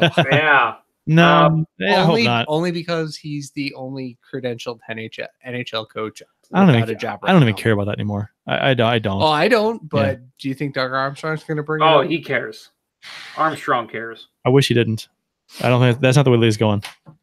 Bruce Boudreau for the Washington Capitals, 2010, 2011. He's had a lot of shit happen to him. Those are the only two for the NHL. Really? Yep, right there. And all of the other sports have a ton, except soccer. Soccer only has one. You acted like there was a bunch of them. Who was it in soccer? Carlo Ancelotti from Chelsea. Yeah. Yeah. Hmm. Oh, my friend Mike who listens to the show is going to punch me for not getting that name right. Big Chelsea fan. That's too bad. Chelsea, yeah. So the London Blues. Speaking of the Blues third period, they allowed 5 shots on goal to Chicago when Chicago was trailing. So that's a fantastic sign. Way to hold the lead, allowing 5 shots on net. Only 14 shots on goal against in the final 2 periods. The Blues outshot Chicago with 37-24 for the game. Had a good night on the power play, again going 2 for 5. Only took 1 penalty, which they killed off. Blues had 19 blocked shots compared to only 7 for Chicago, and the Blues forced 10 turnovers and only had 4 giveaways. And we won the faceoff battle again, which is a common occurrence nowadays, which is fantastic. 57% to 43%. So a solid night overall for the Blues. Were the Blues not 3 for 5 on the power play? You said 2. 3 for 5 then, yeah. Yeah. So, and then, and Bouwmeester played almost 3 more minutes than Edmondson. So he's on the top pairing, so of course. Yeah. Well, but Petrangelo played 26 and Bouwmeester played 20. So here's the thing: the Blues are probably the best face-off team in the NHL. Between having O'Reilly and Bozak, they dominate the face-offs in every game, and our defensemen are very lax to shoot the puck. And can you imagine if we had an actual top line left-hand shot defenseman, what we could do? You win the faceoffs and you can set up plays off the faceoff in the offensive zone. Mm-hmm. But no. Mm-hmm. Yeah. Don Petrangelo looks pretty good. Yeah. I love the idea. I don't know why they don't. I mean, he did it once and it worked really well for 2 periods. And Can't trust a young guy. Petrangelo with anyone but Bouwmeester looks pretty good compared to Petrangelo and Bouwmeester. Yeah. Hell. I don't know what it is about Petrangelo's game, but if you remember back to last year when Bouwmeester was hurt to start the year, Petrangelo got off to the best start I think we've ever seen out of him. Mm-hmm. Yeah. And then Bouwmeester comes back, and instantly it was, what the hell is wrong with Petrangelo? And then Bouwmeester comes out again, and Petrangelo, that was when the Blues were losing, but it was like, well, Petrangelo's playing okay. Right. And then this year has been probably the worst start we've seen from Petrangelo. Yeah. So in the Chicago game, and Chris, friend of the show, multiple guest on the show, Cristiano Simonetta, tweeted a great GIF of Kane coming in on Petrangelo, and you can see it in the GIF where Petro is staring at the puck and Kane picks up on it and walks him. It is just such an elementary defensive play by Petro, and a world-class player like Kane just made him pay for it. Well, he had some babies in the offseason. So that's the built-in excuse for half of Blues Twitter, apparently. Right. And he's got to lug Jay Bouwmeester's corpse around the ice for 25 minutes a game. I mean, just give him 10 games without Bouwmeester and see how well he plays. Because, again, this isn't just fan reaction. I mean, you have to be able to watch this game, whether you're in Blues management, whether you're a Blues fan, whether you don't give a shit about the Blues, and say, wow, their number 1 defenseman does not look very good. So you give him 10 games without Bouwmeester just to see, hey, let's see if Alex improves.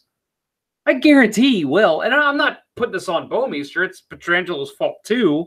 But I'm putting this blame on Yeo. I mean, you've got to change that pairing up with how poor they've looked all year. Are we done with the Blackhawks game? Yes. All right, I have one more thing I want to bring up. How about the attendance? I That was a shocker. So people were tweeting lots of empty seats tonight, and I thought, meh. So then the attendance. Now remember, this is the Blues going off tickets sold, not how many people are actually in attendance. It says usually give or take 1,000 fans or so. Your attendance was 17,201. That's the Chicago game? The Chicago game on a Saturday night against division rival. So that's what happens when you shit the bed twice against them in the previous 2 weeks, I guess. That is a reason, one of the handful of reasons why Yeo would be fired. Yes. Like we've talked about it before. Listen, Tom Stillman's got plenty of money. Comparatively speaking to their NHL owners, he doesn't. So he's got every home game matters. That's why it was a big deal to me the playoffs last year. Even if they were 4-out last year, that's 2 playoff games of playoff revenue that he missed out on. And it was a big deal to everyone. And listen, he's a smart man. He's a businessman. He knows how to recoup his losses. But that trend continues. And again, Chicago on a Saturday night, that is a guaranteed sellout every year, every game. And you're well under 1,000 in tickets sold. And again, that's tickets sold. You got to think about the revenue lost in concessions, the revenue lost in merchandise. I mean, all of that. It's all gone. They don't make a lot in concessions, though. No, I know. The terrible Checkits sale. Didn't that change, though? I thought that didn't they like renegotiate that to some degree, I thought that changed a little bit. I thought they're making a little bit more money now on that. I'd have to see some literature on that. I don't know. It's been that way. Yeah, either way. I mean, not having fans in the building, even if you sold 17,201, you're still seeing a little bit more of your profit come out too, because you don't have fans in the building spending their money. Right. And that's just not good. I mean, parking isn't owned by the Blues either, but that's not a good sign for Stillman. And if that continues, you better believe there's going to be some changes. Yeah, and that on top of the other handful of things that we're talking about, probably that is weighted heavier than many of the things we mentioned, because that's money. that's affecting Stillman's pocketbook, and like you said, the non-playoff revenue, which is a big effing hairy deal. Yeah.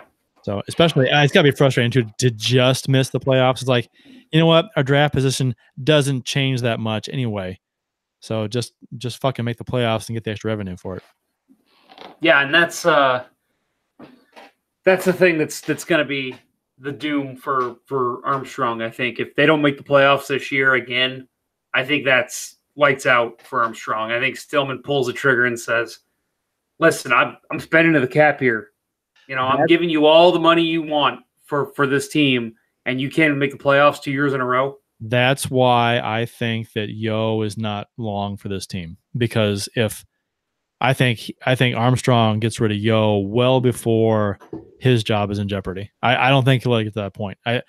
If the team's not performing as expected and the attendance is reflecting that, and we're not in a position where we want to be in the standings, Yeo's gone, because like you said, I mean, missing the playoffs 2 years in a row, then all of a sudden Armstrong's job's at risk, like you said. So I don't think Armstrong would die on the sword and leave Yeo as coach, and then that's not going to happen.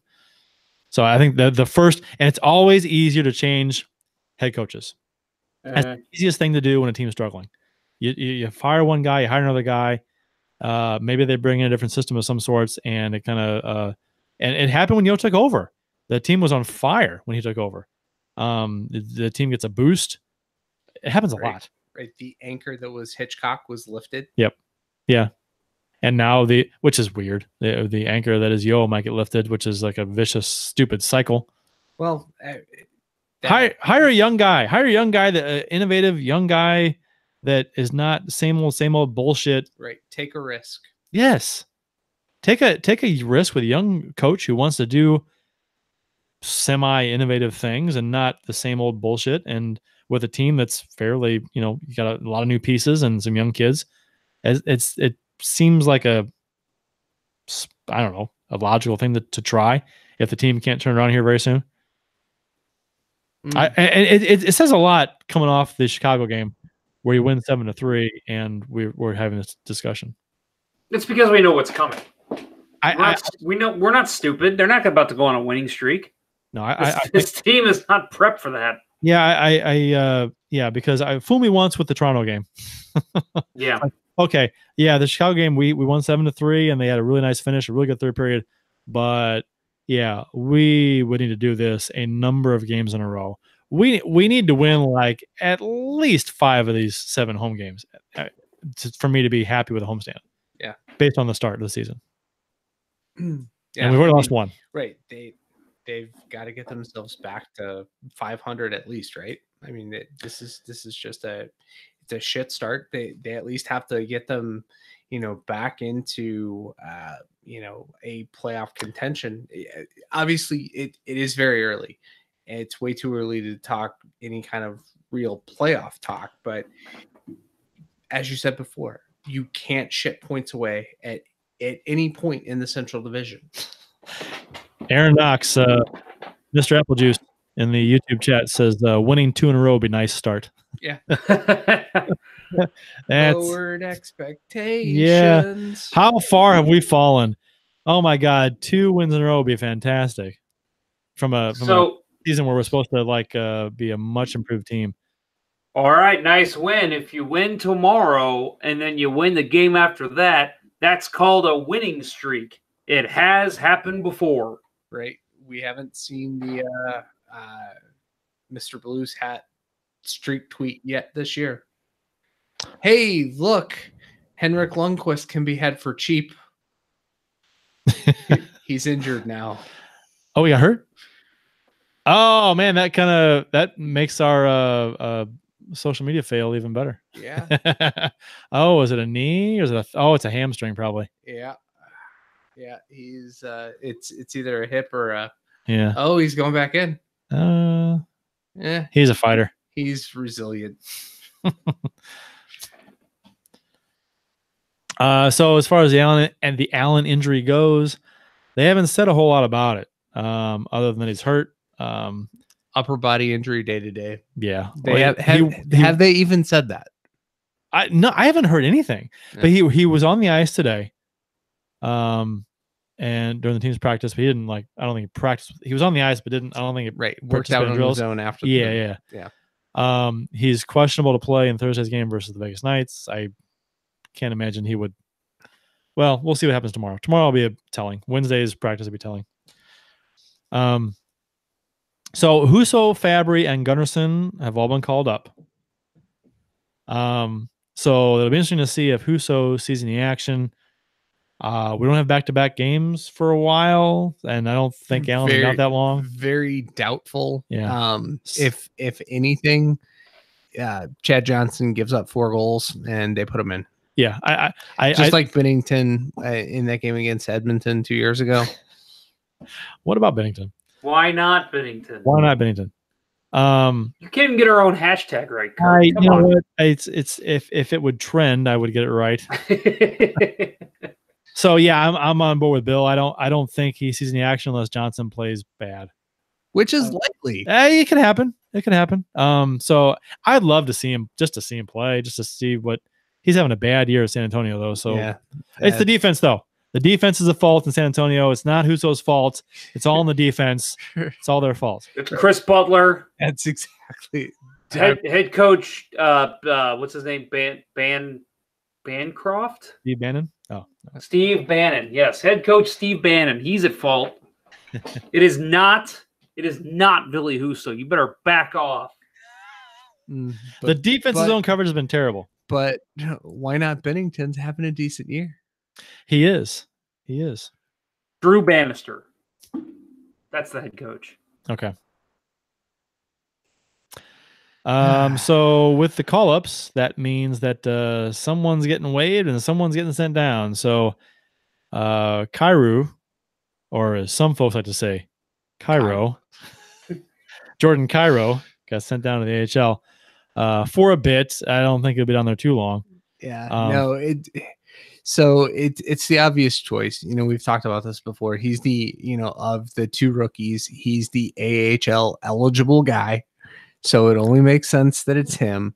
But the multiple Blues mouthpieces, putting stuff out on Twitter today about, Kyrie just needs to go down there and get some honest playing time. Why the fuck won't Yeo give that to him here? Well, would you put him on the top two lines? I would for a game. I mean, fuck, you're putting Bomish on the top line on defense. Why not put Thomas on the top line? You put him on the top two lines, second line, but you don't give him any fucking power play time. Yeah, no, I agree with you. And it's annoying because you look around the league. You look at maybe not 30 teams, but 20 teams, and teams that are doing well. They're putting their because the way the game has evolved, you don't have to be a physically mature player anymore. I mean, you can put your 18, 19-year-old. I mean, look at Brady Tkachuk, Austin Matthews when he came into the league. These guys are not physically mature when they get there, but because of the new rules on hitting and hits to the head, these guys are able to come in and make major changes to the team. I mean, again, Austin Matthews, his first game, he scores 4 goals. You're never going to see that in St. Louis, right? Because they're not the veterans. The veterans win games, says the 2007 Anaheim Ducks. I mean, we're going to follow that philosophy until the day we die, because that's how this organization has always worked. And again, you're not seeing that around the NHL. Around the NHL, it's youth. Youth is taking over. Look at the Boston Bruins. Yeah, everybody thought they were a corpse going into last year, and then they had a hell of a season. And they rely a lot on young guys. David Pasternak he was always afforded the opportunities on the top two lines, and they let him have his growing pains. And that's the thing with Yeo. So good. You make one mistake, and well, we got to teach you a lesson. You're sitting for a kid. Oh, you're going to sit in the press box next game. Steve Ott can tell you a whole lot more about how this game's played from up there. And it's funny because you hear people say, well, Thomas has got to play in the fourth line because, they're not going to, he can't play, because basically it's in stone, O'Reilly, Shen, and Bozak on the top three. I'm like, why is Bozak and Stone in the top three? I like Bozak and all, but Bozak can play fourth line center. I mean, why can't you flip flop? Why can't you put Thomas on third line for a few games? I don't see the problem with that at all. I get, okay, you want to stick with Shannon O'Reilly in the top two lines. Okay, fine. But you can put Thomas on the third line. Explain to me why you can't do that.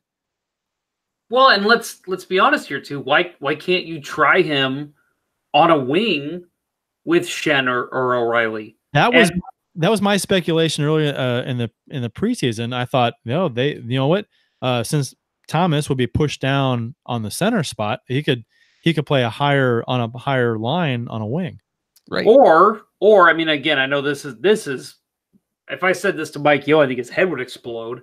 But you throw Thomas on the top line and you put Shen on the right wing where he has played many years of his life. We talked about this in a preseason show, I think, because Shen did play a lot of wing in Philadelphia. Yeah. Yeah. Try it. Stubbornness, and inability to try and be creative with the young kids. I just don't. I don't like veteran bias. Yeah, I don't.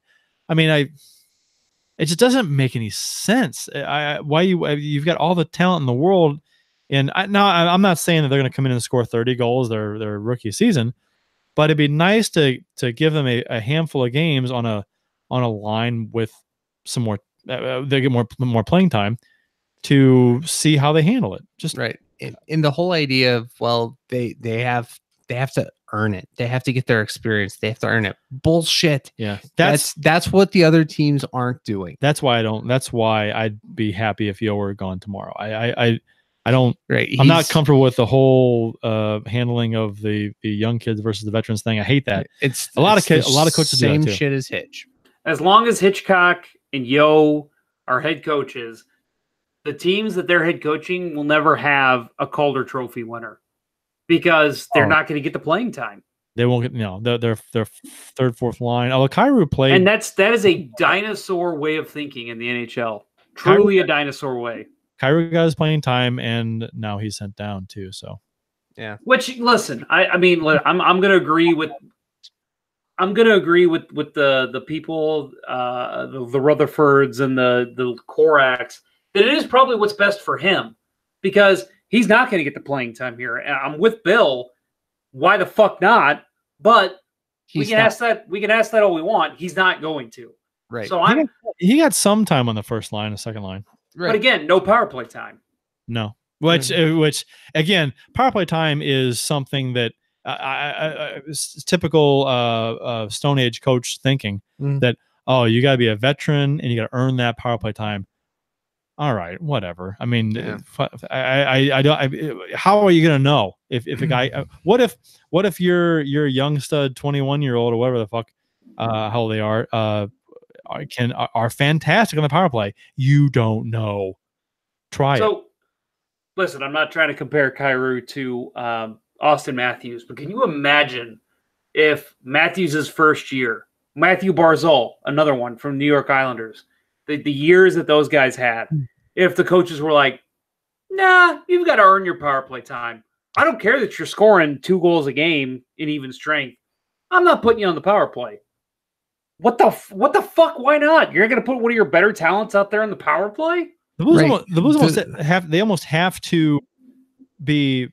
Blues fans should be thankful that the Blues didn't have a first overall pick when McDavid or Matthews was available, because if they drafted number 1 overall and picked this blue chipper, fantastic future star scoring winger or whatever, he would be pushed down on the depth chart to the 4th line, and he'd get 8 minutes a game. Well, it's like what, Barry Melrose, wasn't he the one that was the head coach when Stamkos first came in the league, and he was fired after 14 games or something, or 8 games? He wasn't playing him because he wasn't playing Stamkos, and it's like, yeah, he's the future of your franchise. You got to play the guy. And again, I'm not trying to compare Kyrou to those guys, but it just shows the way the NHL's going, the way that the rules have lended itself to younger players being able to come in and make an instant impact. The Blues don't seem to follow that trend at all, and that's an issue. Right. And one of the biggest knocks on this team from people that cover the game outside of St. Louis, the team lacks speed. Yes. Those are the 2 guys that have it, and they're underutilized. You can tell by watching Thomas play. Thomas has 1 assist in, was it 6 games? But his passing and his vision, I agree. You can see it. Mm-hmm. I mean, I can see it watching in my living room. I can tell that when he has the puck, the creativity in the hockey sense that people like to tout is there. He has it. He is going to make things happen if he can just get the playing time to, let him develop at a faster pace. And maybe that's his disadvantage because his age, and he can't play in the AHL. So he's forced to be up here. And if he were of age, he might be in the AHL right now. Playing against better competition, more minutes, I get it. But you can see it now. You can see it. And I think he's going back to juniors. If Mike Yeo remains the head coach, he's going back to juniors. He's got 6 games played right now, so he's got 3 more to play. But that would be so regressive. But that would be so Mike Yeo. How awful would that be? And then let's say that happens, and 2 games later they're firing Mike Yeo. And bringing in somebody who would actually play him. I mean, that's the bluesiest thing that could happen right now. But would they bring in somebody who would actually play him? No, they bring in Ken Hitchcock again. And maybe that was why why Armstrong left to after the 4th Columbus goal. Ken, please come back, Ken. Baby, come back. He started playing that song too. Was it Theo Halloran on Twitter did the research for acquiring a coach, the Marlies coach? What's his Kelvin Keefe. Keefe. Right. That he's not protected by the rules. He could be wooed away and hired, right, technically, by an NHL team. You couldn't what do you say? You couldn't get Bradshaw because he's an assistant coach. Right. Yeah, that was the full thing. He said to clue our listeners in something. Theo Hall 65, I want to say is his name on Twitter. Gave us some really great information that AHL coaches, you can poach them mid-season, no problem. They're not protected. So the Blues did want to go after, say, Sheldon Keefe. They could, but they cannot go after assistant coaches in the NHL. So Bradshaw, Kirk Muller, those guys are off the table if you want to hire someone mid-season. Which I'm fine with. I mean, I don't have the inner workings of the details on how good a fit this coach would be, but based on what I've read from this guy, Keefe, I like he intrigues me, and I hope that he's on a number of NHL coaches, NHL teams' radars, but I would hope he's on Armstrong's radar right now, because especially with Yeo being hopefully in a situation where his job is in limbo right now, where if things don't progress and turn around quickly, consistently, then he's gone. I would hope that Keefe would be a guy that's on the short list for the Blues. So to kind of emphasize our point, LSGAE says that Montreal is playing their top pick, Kotkaniemi. Is that how you're saying that? Kotkaniemi. Yeah. It's a mouthful. And then he also mentions Pedersen from the Vancouver Canucks. Yes, who lit up the Wild last night. Yeah, I watched that game. He's good. You're seeing these young guys come in and make an instant impact. I mean, look at Vancouver. They're heads and tails better than the Blues right now. The Sedins went off to the sunset, and they're letting their young guys play because they have no choice. Right. The Blues are a little bit different situation where they've got guys in the top two lines that are, we're scoring a lot of goals. We're not hurting for goal scoring necessarily. So I don't think I think we're just, would like to see more development and ice time for the younger kids, which I get it that the top two lines need to play more because that's where your talent is, but still, it would be nice to see at least third line minutes for me personally. Well, it's not just goals. I mean, we're talking about offensive zone pressure. The Blues, if they could up that would take away some of the shit we've seen in the defensive zone. And then I think a lot of the offense has been lacking on the back check. And if you have speed, like a Kyrou, like a Thomas, those guys are going to back check a little better for you because they can get back quicker. So let's see what else we got here. Kyrou's at the AHL. We talked about that. Yerbeck sent to waivers. So and Jeff Jones tweeted out that he is the first Blues defenseman since Darren Rumble to play less than 10 minutes and record a -3, and that was all she wrote.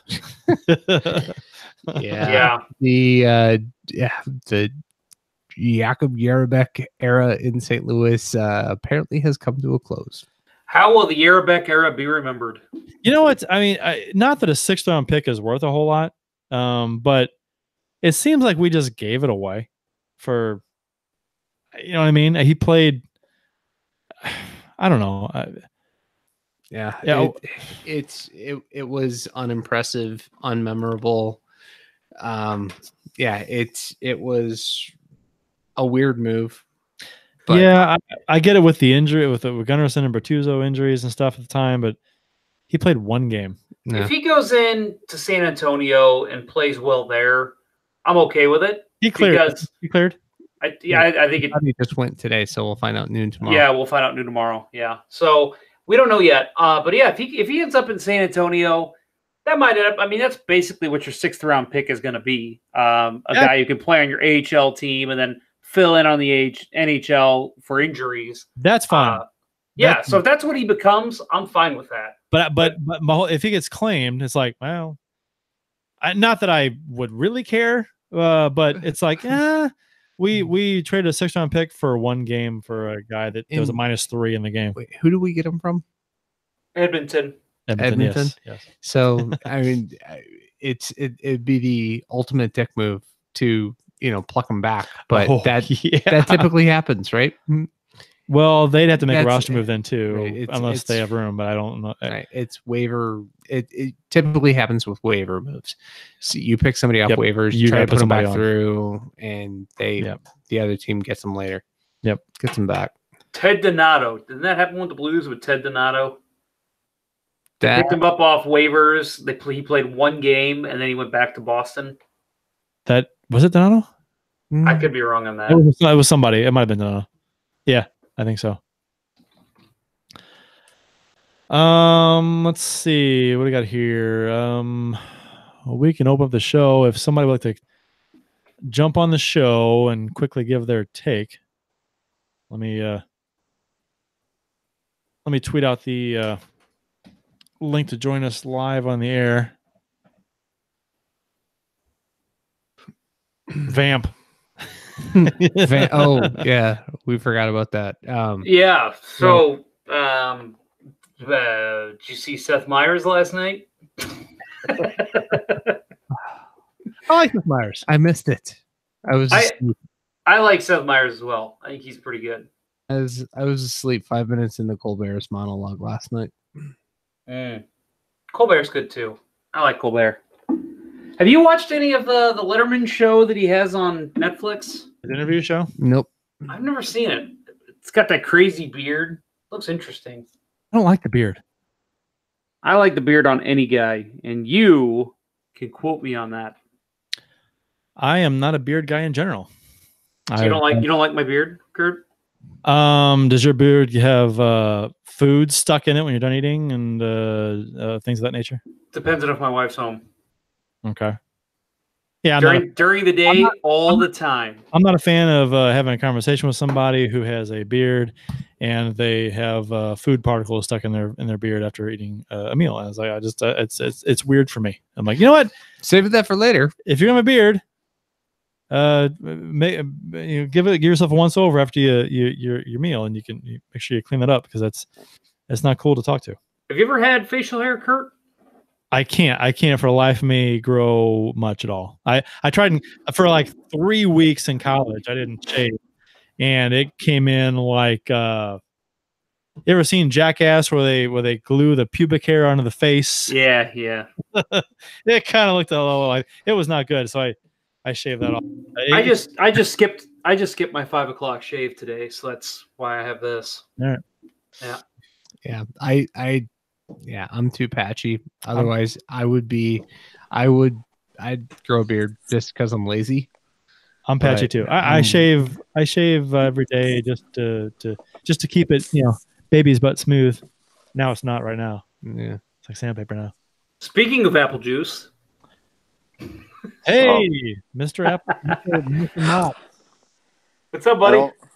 I don't like that to become my moniker. I don't think you get to pick.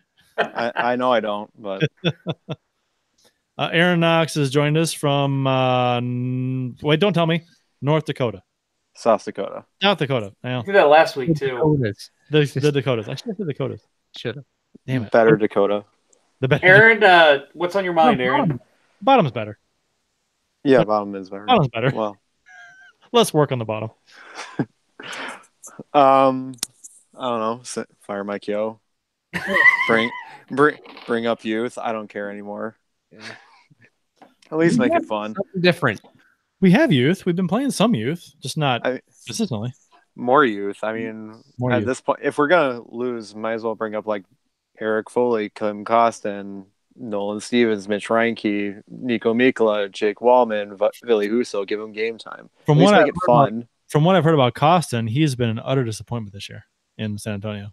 He only has 2 goals, I think. But I read highlight reels. I read one article. It's just one article, and about how I would love Costin to make an impact and push to make a roster spot at some point or whatever, a call up for an injury, whatever. But from what I read this season, he has not been playing that well. So I mean, neither of the Blues. So at least neither has the entire Rampage team either. So they're terrible. At least Clem Costin would be more interesting than Oscar Sundqvist. Yeah, I don't get that. Yeah. The whole Sundqvist thing is weird to me. It's like you've got guys that are more talented, higher ceiling, produce more, can turn within a 180-foot radius. Yeah, and can avoid Tim Wilson. Tom Wilson. Tim Wilson. Tom Wilson. Tim Wilson is the neighbor on Home Improvement. Is that Tim Wilson? Wilson. It was Wilson. Right. So, but yeah, I would Sundqvist is a nothing to me. When he's a warm body. Yeah, I don't. He's a guy when you have a lot of injuries and you need somebody for your fourth line. You call him up. But he's been a guy that we haven't had the injuries in the forward core, and he still plays. Right. Exactly. He was getting playing time in lieu of either Carey or Thomas, and that makes no sense to me. I don't.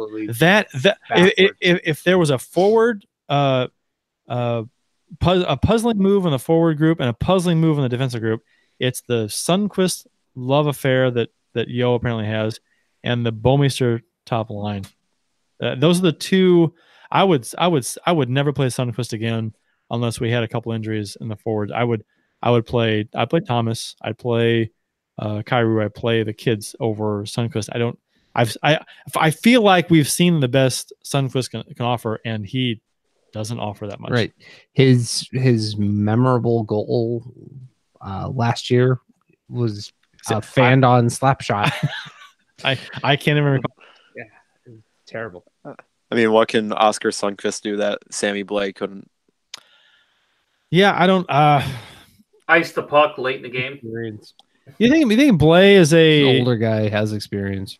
Yeah. You think Blais is more of a AHL preseason guy than an NHL guy? I could see him being a solid third line guy. I mentioned a couple weeks ago a guy like Michel Picard and I don't remember who I was referring him to, but a guy who has hands on your third line, I could see that being Blais.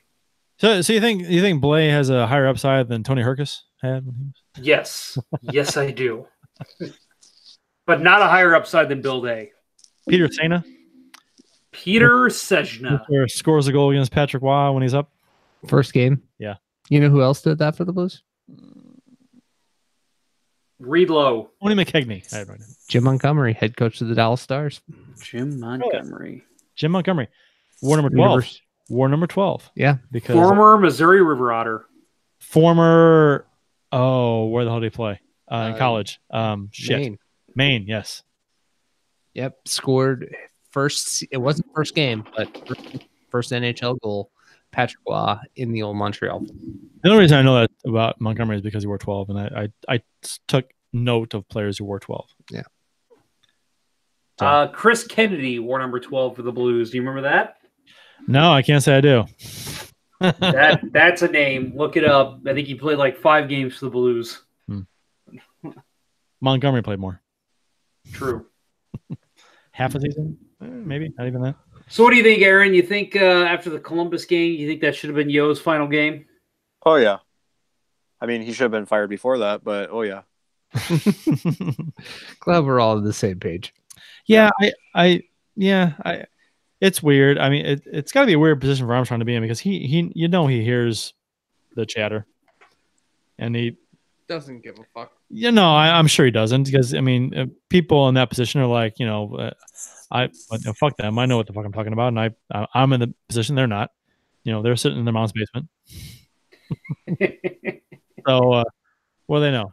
But yeah, I don't know. I think what 80% of Blues fans would you say? I'm just like a guess. Want Yeo gone? I mean, there are some people that say they're not on board with it yet, but the vast majority are. Yeah. Yeah, there's a lot of people that are holding on to the we've gone through so many head coaches. It's time to start holding the players accountable, which that was me. And I know Bill disagreed. That was me with Hitchcock until the last season he was here. Hey, come on. You already let go Davis Payne. Same kind of groups here. Well, you know what? Nobody is left from the Davis Payne era. First couple of years of Hitchcock, nobody's left, right? Except Steen. Tarasenko, but he was the second year of Hitchcock, I believe. But still, I'm just saying, like, there's not a lot of guys left from the previous coaching fires. Mister. Oh God, whatever. He's eternal. But yeah, I mean, I completely agree with the. Right? Is that what you're saying? He's eternal. He's eternal. He hunts at night. He's eternal. That's what you're saying. I agree with the That's what I'm saying. hold the players accountable. They need to be held accountable like the coaches too. But I mean, at this point, we talked about last week the breakouts, the defensive scheme, just everything about this team looks sloppy, choppy, just not good hockey. And that to me points to coaching.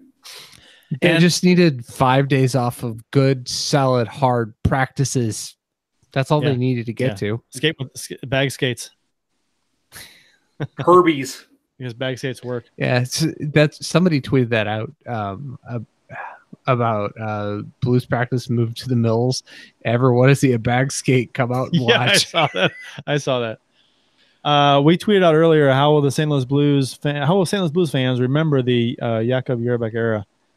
And CJ replied, "We lost a pick over this guy."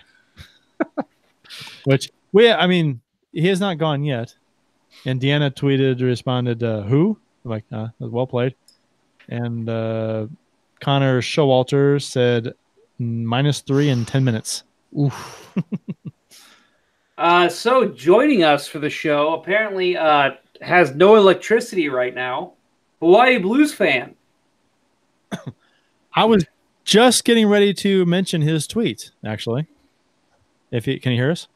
Guy, are you there?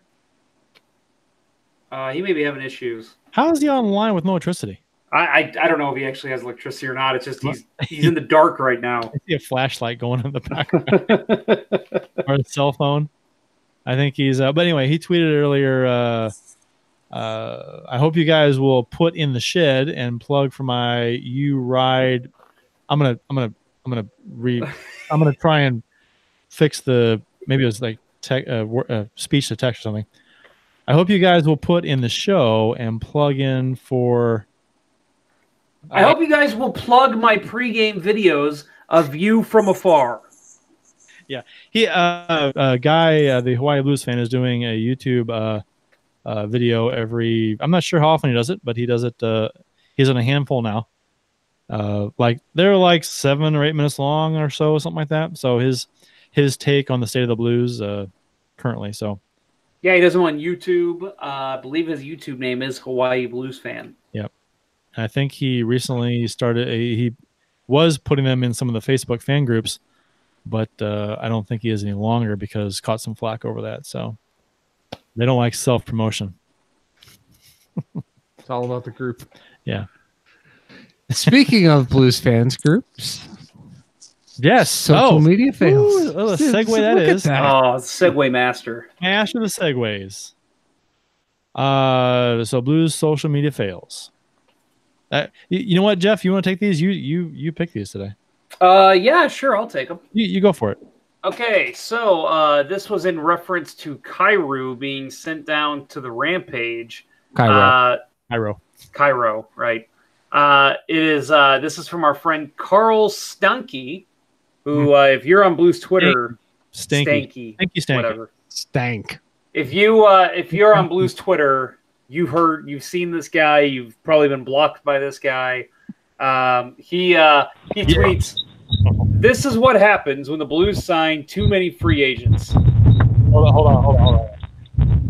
Yeah, I'm gonna mute you there, guy, because you are giving some major feedback there. Right. Okay. So he says early. He says, "This is what happens if the Blues sign too many free agents. With the exception of Perron, the free agents have been average or worse. O'Reilly does not count. They did the proper thing there. Then canceled that by signing Bozak and Maroon, which blocks Kyrou and Thomas." So disagreement there. I will say I don't think Pat Maroon has been phenomenal, but he's putting up points. Yeah. And he's looked good. And I think Bozak has looked fairly good for the Blues too. Again, we've talked about this. It's not the offense that's been the problem. No. And I think too that with it, I mean, Boza. It's weird when I looked up Maroon's numbers. I was like, oh, he's on a pace for a career high in points. All assists. All assists, right? Who cares? The goals are created, but I don't think Maroon has played as well as I expected him to. But more of a skating thing too. Right. It's not so much of it. Like his skating has been lackluster to me. Right. No, he's not a good skater, and that's I don't like him on the third line, but I love him on the power play. Yeah.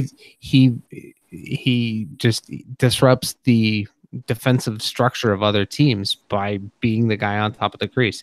The net front presence. His stuff wraparound, not wraparound, but his stuff obligatory every game. Yeah, it hasn't worked yet. So Magnus Pyarvi. Yeah, I was gonna say it's the new Dmitry Yashkin. Yeah. Wraparound. Yeah. Well, it's not even so much a wraparound. It's just at the side of the net and trying to stuff it far side, and it hasn't worked yet. It's Keith Kachuk's old move. Yeah, I think Kachuk did it with a little more aplomb, though. Yeah, Carl Stanky is an idiot. He's an idiot. Let's be blunt. The guy has strange takes.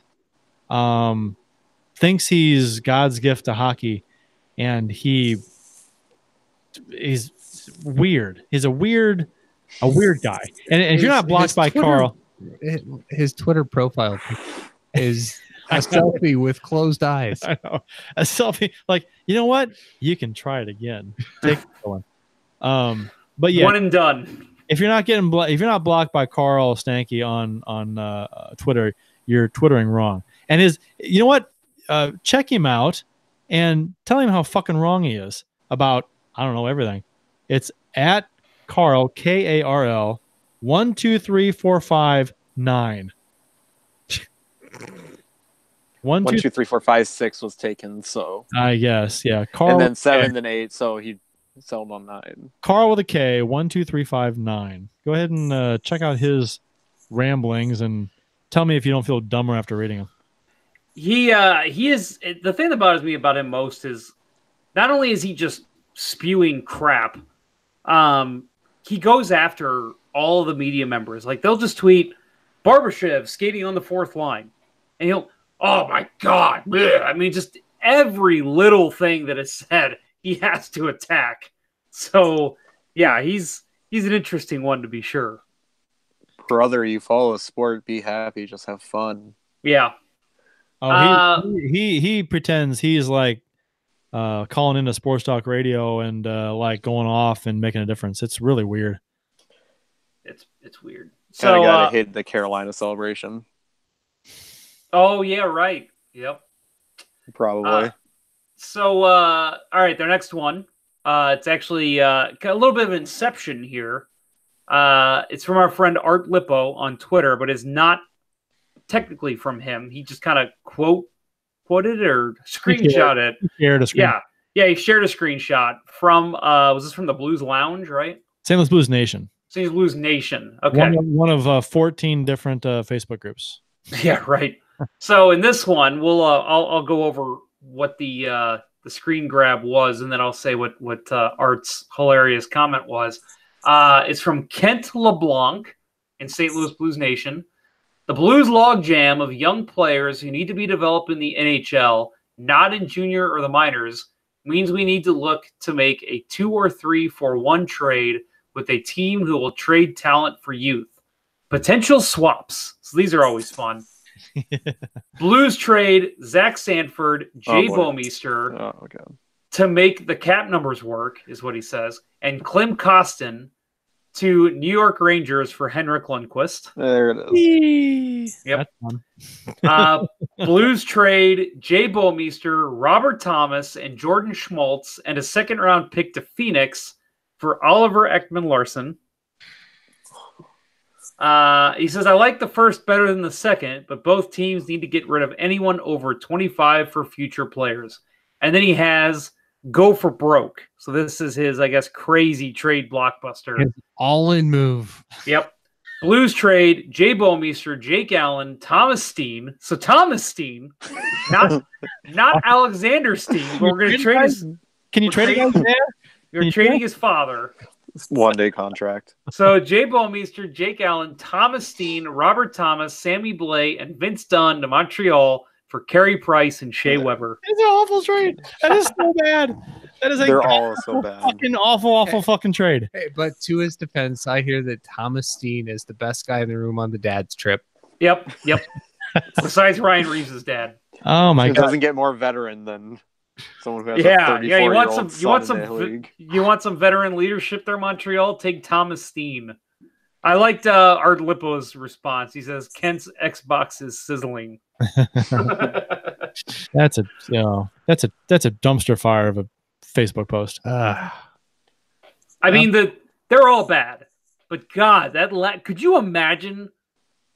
Doug Armstrong would be burned at a stake if he made that last trade. My God, Bowmeister, I'm on board with trading for anybody, but no one's gonna take him though. No, I agree. Even for like a 6th-round pick. Right, you're definitely not getting Carey Price or Henrik Lundqvist. No, Jake Allen, Thomas. Okay, so Steen, Thomas, Blais, Dunn. Steen, Thomas, Blais, Dunn could get you quite a package, right. but I'm not trading it for Carey Price and Shea Weber. But his premise is the Blues logjam of young players who need to be developing in the NHL, and the solution is to trade one of them. Trade all of them. Trade all of them. Trade Thomas, Blais, and Dunn. He said he just says 4. Anyone over 25 for future players, and then he says, "Okay, let's go for this trade for broke." Yeah, is Allen 25? Yeah. Is he? It feels like he's I think 50. Yeah, he's over 25. So yeah, Thomas, Steen's over 25. So Thomas, Blais, and Dunn. 3 of the 5 in the trade are 3 of the 6th. 6th person trade. My God, half the trade are people over 25. You know what? Okay. There's the proposed trades are always good for a laugh. And I actually put a lot of effort into it too. That's a lot of words. I mean, in all 3, out of everyone he named, there was like Blais and Sanford are only 2 tradable players. That every other player named is someone that no other team would trade for or like untouchable.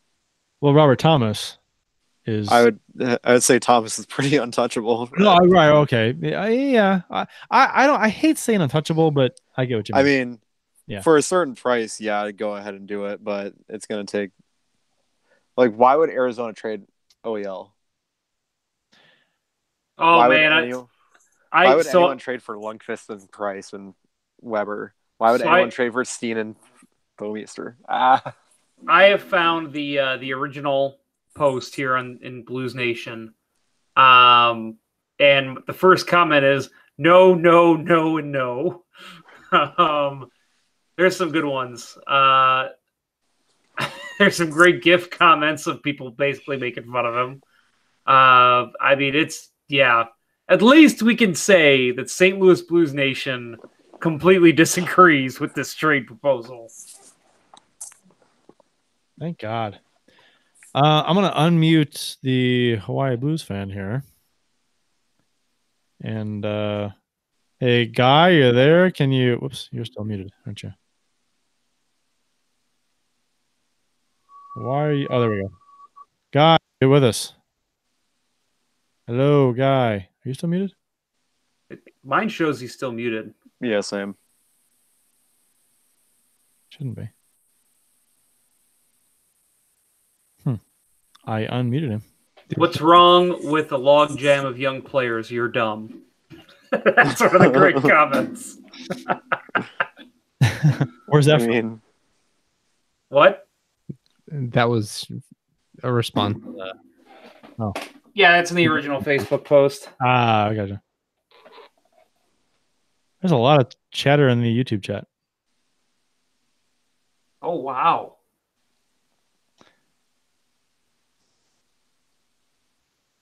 Oh, wow. So he's wanting... Okay, here's a trade proposal from LSGAE. Falk out of Carolina, Allen, Bowe, and a third for Aho and Falk. Sorry, your dream. Yeah, I don't see that happening. Aho is a very talented player that's not going anywhere. You're not getting anything for Jay Bouwmeester except a 6th round pick. He's basically Jacob Yerbeck. Really, honestly, yeah.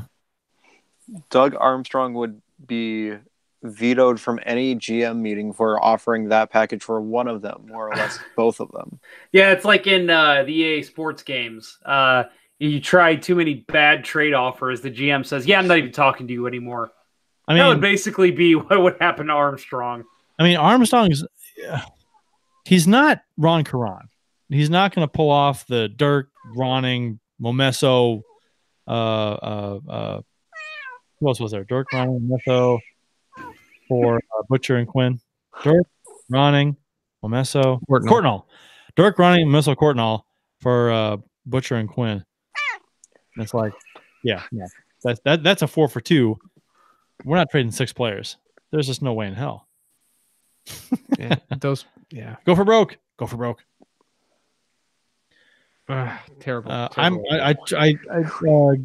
if you can unmute yourself, I unmuted you. I got your volume at 50%. If you can hear me, if you want to go ahead and maybe you muted yourself too. I don't know. Love to hear what you have to say. You just went full lounger. That's another great comment. Never go full lounger. All right. Well, I guess we're not going to hear from Guy, unfortunately. Deanna says she misses Carl in the YouTube chat. And now she can miss Guy if he's not going to talk. No, we all miss Guy.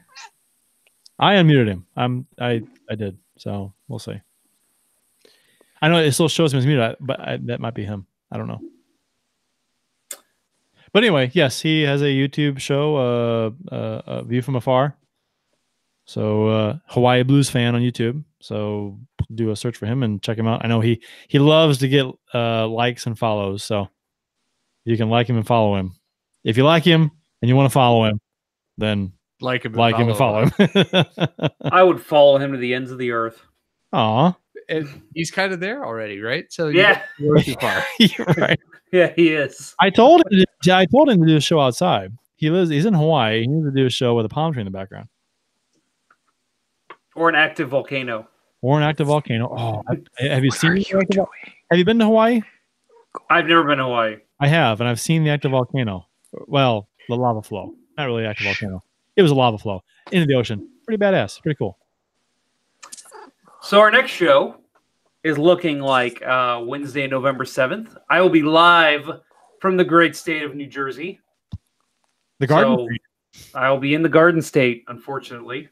The most misnamed state ever, isn't it? I mean, maybe it is a Garden State. I've never been there, but from what I hear and what I've seen with pictures, I don't picture gardens. When I will tell you that the area that I was in last time, it was actually really quite beautiful.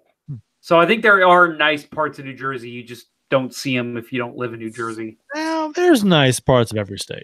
Yeah, there's nice parts of Missouri. Well, no, there is. I'm kidding. There's nice parts of Illinois. It's called Chicago. Oh, don't even. Yeah, the South Side, where there's like 14 murders a day. We just lost Guy.